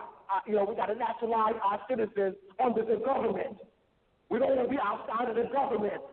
You know what I mean? Yeah, we got to bring our people into the constitutional government. They think the government is United States. The government is Morocco. So we would naturalize the English, the Irish, the French, the Dutch, the Polish, and so forth, and they will become naturalized citizens of Morocco. They will be more citizens. But since our sovereignty has been usurped by the occupier, all right, and they're taking our place as substitute and using an occupying power to which to exercise more sovereignty. So then now they're naturalizing the English, the Irish, the French, the Dutch. That's how they power. That's our power. The power to naturalize is ours. That's a sovereign power. The power to naturalize enemies is our sovereign power. And that's in the dictionary. Also, now you answered it beautifully. I just need to add that is also what you said about the only person who can naturalize is the sovereign, which would be us. And it also includes, and it includes that in the definition. And it says this is what naturalization is: when someone who is the sovereign, that's the only one who can do the naturalization. So he just said it, and it also shows you the audacity and nerve of these modern Europeans to come over here on someone else's land and start naturalizing the people. But the worst part, and the reason I asked you to do it, is that we got some of our own people naturalizing other Moors. Yeah. It's crazy. That's it. So it's that's why she wasn't even all the liberation land. All right? So I guess she thought I was, because I probably was stuck in that, definition. So I figured let me just get my own, thing stuff. Any other questions? Yes. We got a question over here. It's 9:42, but here's the mic. All right. Well, he raised his hand, brother. I mean, in all fairness, I got it. He's good. He says he's good, brother. I was looking at enemy yet. That is why I can go. Yeah, but all right. They flipped it around. All right. All right. Please say it again. When I look at that Alien Enemy Act, that applies to them. It never applied to us. But they flipped it around on it. We were looking at the definition too. The definition they had a annotation section for the word native. Right. So and I'm with you on that. But I'm saying it's important for us to analyze the definition of native that they gave. That's what I was doing. That's why I'm with you on that point. But let me say this. Do all these things, come on, the Asiatics, and learn the truth about your nationality and birthright. Hear the truth about your nationality and birthright. You're not Negro, color, black, Ethiopian. Come and link yourself back to the family nature. He also said, it's a sin for any people to violate the free national laws of a free national government and to claim the names of principles that delude to slavery. I know you use the word you said connotation, but that's explaining what he means. All right? By being outside of the constitutional form of government, all right, We're outlaws. You need to be clear on that. We're outlaws. So, therefore, enemies. Even to our law. We're not even enforcing our own law. I mean, we're in each other's law. We're not enforcing it. Because we're outside of it. Because that's how we color black and African American. All right? So we're outside. A national constitution is extremely important, man. Extremely important. Nationality is one's legal standing. So you have no standing with national and international law. So you're an outlaw. And you're viewed as by the white community. We got to take the emotion and throw it out the window. We must understand national and international law and bring our people back to the Constitution for the government. We can say, well, the Europeans, we can do all that. I'm saying we have to bring our people back to the Constitution for the government. And I'm not going to be cutting out position and moaning and complaining. Let's bring our people back to the Constitution for the government. If we want recognition by the world community, we must bring our people back into the Constitution for the government. You complaining, crying, that means jack crap. That means nothing. We don't care about mining water and doing it. I don't care about that. We must bring our people back into the Constitution for the government so that they can have legal standing. They can be recognized as constitutional and treaty protection. The treaty only applies to our people who are living color black. Treaty through the French of 1787. How can it apply? It doesn't. They're outside of it. How do you bring them into it? Nationalization. All right? Out of question. You have a question over here, right? Oh, we need the mic. I'm sorry. Yes. Got it.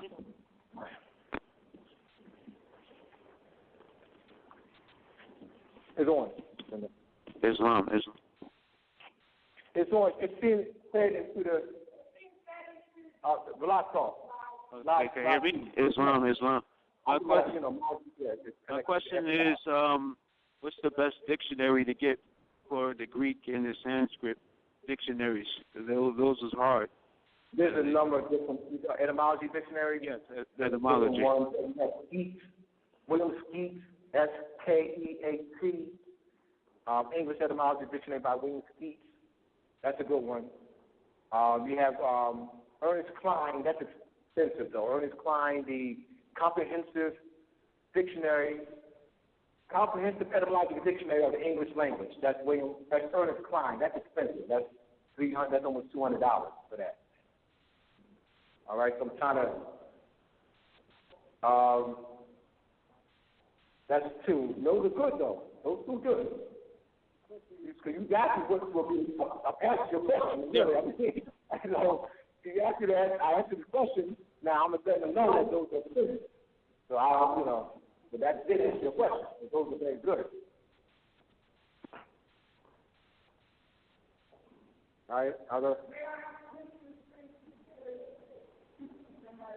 brother.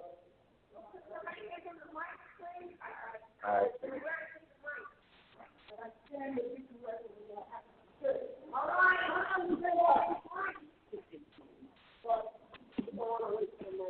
What I would like to know from you, Dooley, is that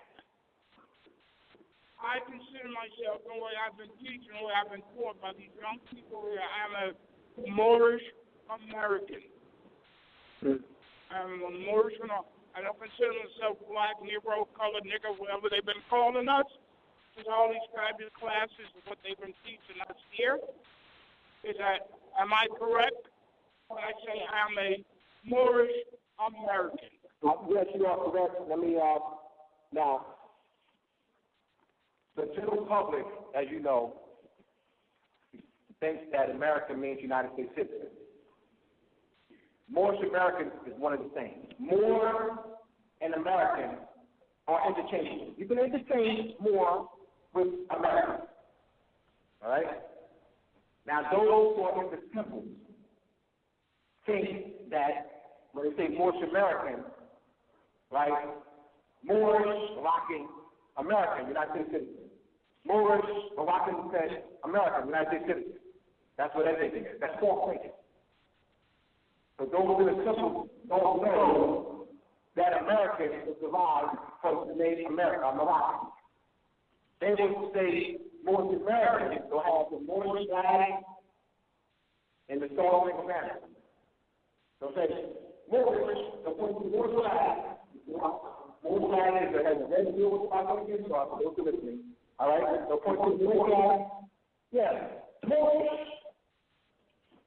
Don't say that. No. Moorish flag. Moorish. Star of America. America. That's a false concept. That's in the temple. All over. That's in the temple. Go over to the leader. I'm asking you. Don't point. No. More flag. Don't think that. America. That's the false thing about it is not the flag. It's not even a flag. That's not a standard. The false thing about it is not a standard, and that's a standard for land.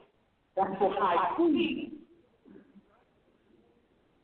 The Moorish flag, the American flag, which is the 5-pointed star, a plate filled with a 5-pointed star, is the national standard for land. The Star and the Banner is the standard for commercial agreement and what? For high seas. So they're using advocacy. Whether, there. Hold on. These Europeans want to be Freeman people.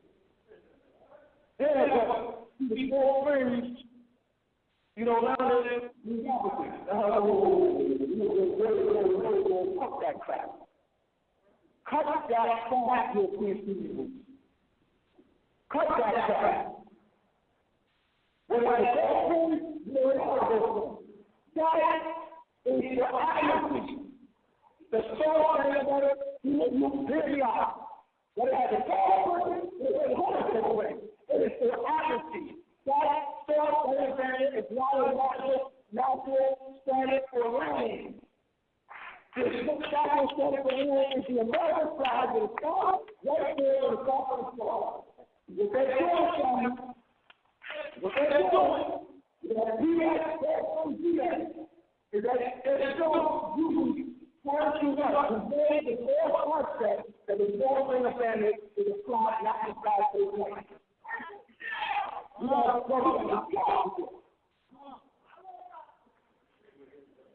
So what is the national identified as part of the national flag of this land?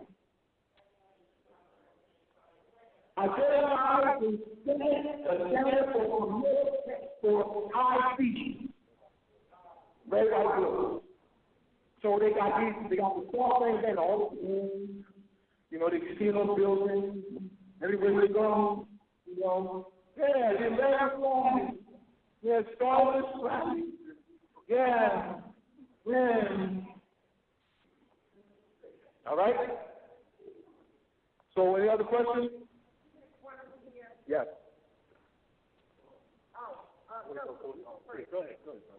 Go ahead, man. I'm ready to go. My question is, these Europeans, when they're like in different forms of venues, say addressing other nations, or in any venue addressing anybody or something like that, will they ever use the true flag? They won't. No. They said, will they ever use the true flag? Will they ever use the flag? Will they use the flag, not the banner? Would they ever use that flag? Well, Hillary Clinton did that. Alvod, you can explain that? Hillary Clinton used the Moorish flag. Hillary Clinton, which was she stood in Ben Franklin room, and she had behind her the flag, the Moroccan flag, and the Star Spangled Banner. Yeah. Well, it was after that. But what she said was more impacting than anything. And right after that, she got hit in the head. Supposedly hurt her head. Like, hi, I'm the best. No, she did. She had a head injury, and she sat down for a minute, right? Which is interesting, because hi, I'm the best, got hit in the head, whatever. But what she simply said is that the First Nation, not the first state, not the first city, not the first county. He said the First Nation to recognize her, the United States of America, us, was Morocco. Yep. And she qualified it for those who may not know. And that was done when, she said? 1789. What is she talking about? The Treaty of Peace and Friendship that allowed them to fly to sail on the seas with a banner, not flag, so they could pass the port, and the rest of the Moors would not molest them. They would allow them to go ahead and come through. So the First Nations recognized them as us. And then what did they do? Got the behind the kids, right? They got you using the passport to get on the ship to go somewhere to a port that they didn't even establish the port. The port existed when they got it. So how did they get to control your port? We brought them, by doing that in 1777, we brought them into the League of Nations. They were out. They were not recognized. His Imperial Majesty Muhammad ibn Abdullah, that act of recognition brought European recognition worldwide. European, the United States, because they did not have that. The following year, France formed an alliance in 1778. Interesting that they went through that in school, textbook. But the year before, no mention of 1777, the year before, of that recognition. They wrote us out of history. But why did they do that, though? That's the story that has been told to involve in language first. That's why. We are powerful, y'all. We are powerful. They have to suppress. True history. Yes. Time's up. 5 minutes. Oh, right. All right. No more questions. Any more questions? Okay, so you just. Oh no, this was it. Did you? Somebody had somebody right there. Yes, someone. But hold on, hold on. We got to recognize each other. When I'm passing people in my travels, or I'm out on the plantation work, and people often see me in flag with the flag on, and say, "Oh, you have on my country's flag." And most of my response is like, "Yes, but I'm a part of the empire. You established the kingdom. Your kingdom was established in 1956, and basically by Europeans. So I think that I'm more original because I'm with the empire. And flag with exactly." That's been one of the biggest things. I don't know. You might want to make a comment on this. But one of the biggest things that it screws us up is that it seems to say, well, we're Moroccan. First thing everybody does is their last knowledge run over to Morocco. As a matter of fact, a couple of years ago, people started signing agreements to become Moroccan kingdom residents, and they don't know that they just got duped. Because what the problem with our people is from the mental slavery that has been placed upon us, from our own doing, really, not just European. I mean, it really isn't, because they were born into slavery, and that's just the truth, and they don't want that to be known at all, but it is now known. And the biggest problem is we just refuse to honor our own mothers and fathers. That's it, and that's all. It's really not complicated. We will honor everything except that it appears. Those individuals. Well, no, you would say Morocco is. Yes, you give it a general response. Right. I guess what Bob is trying to get you to really be more direct and letting them know that this is the empire. You're not saying that. You're just saying, I'm from the empire. You gotta, no. Yeah, let them know that this is the empire. Yeah, that's what she's trying to. Yeah, I knew that's what she was trying to get you to, recognize. make that extra effort in saying, this is the empire. I'm from the empire. All right?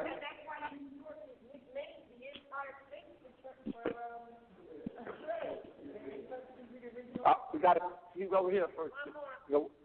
This is the last one.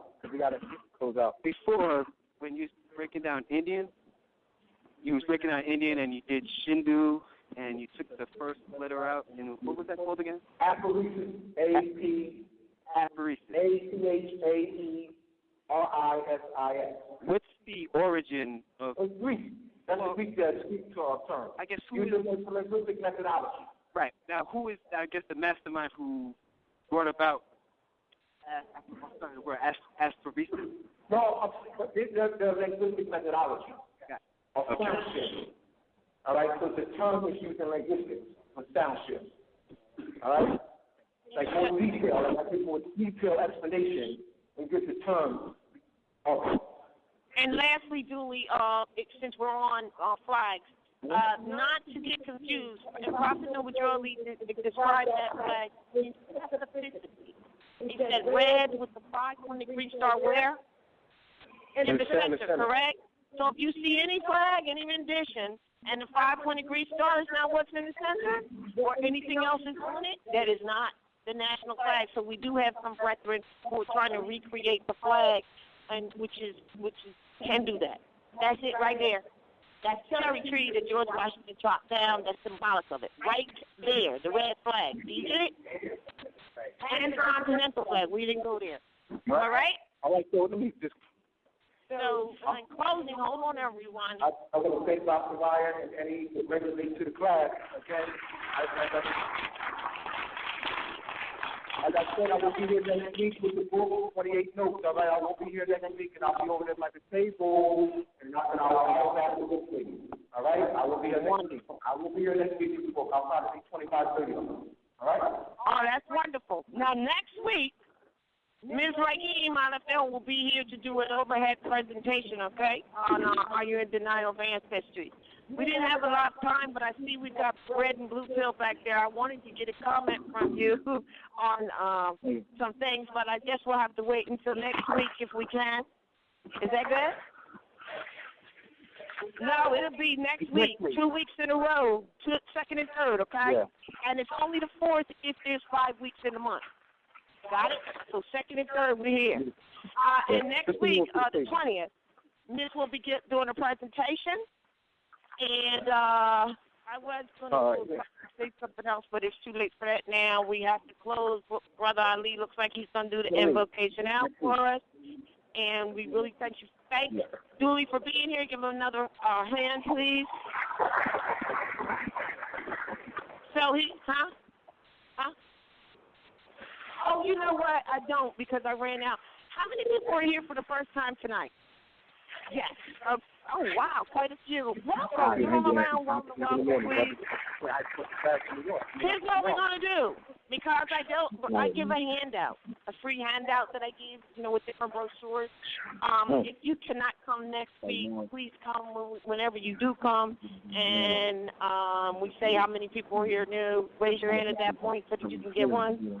Because I didn't bring them on, I apologize, but I'll have them next week. Yeah. You be here next week? All right. So do that. Can you do that, or the next one you come? Good, so with that, I think we're done. There's other things we will discuss later, but we are all looking for a presentation from Ms. Raheem next week, are we not? All right, give them a hand. Let them know that you're looking for it. All right, peace and love. The mic that you are going to use is because it's going out over the air. I got close. Turn this off.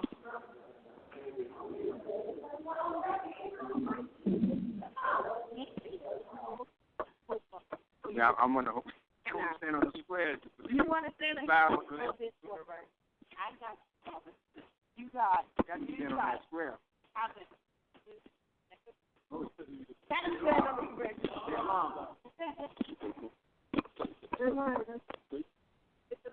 North? Yeah, go ahead. That's right there. Islam. 5 on the left, Doing the right. Repeat it after me. Allah, Father of the universe. Father of love. Truth. Freedom. And justice. Allah is my protector. My and my salvation. By night and by day. Through his holy prophet, through Ali, also known as Sheikh Sharif Abdullah Ali. Amen. Peace and love to each and every one. Islam.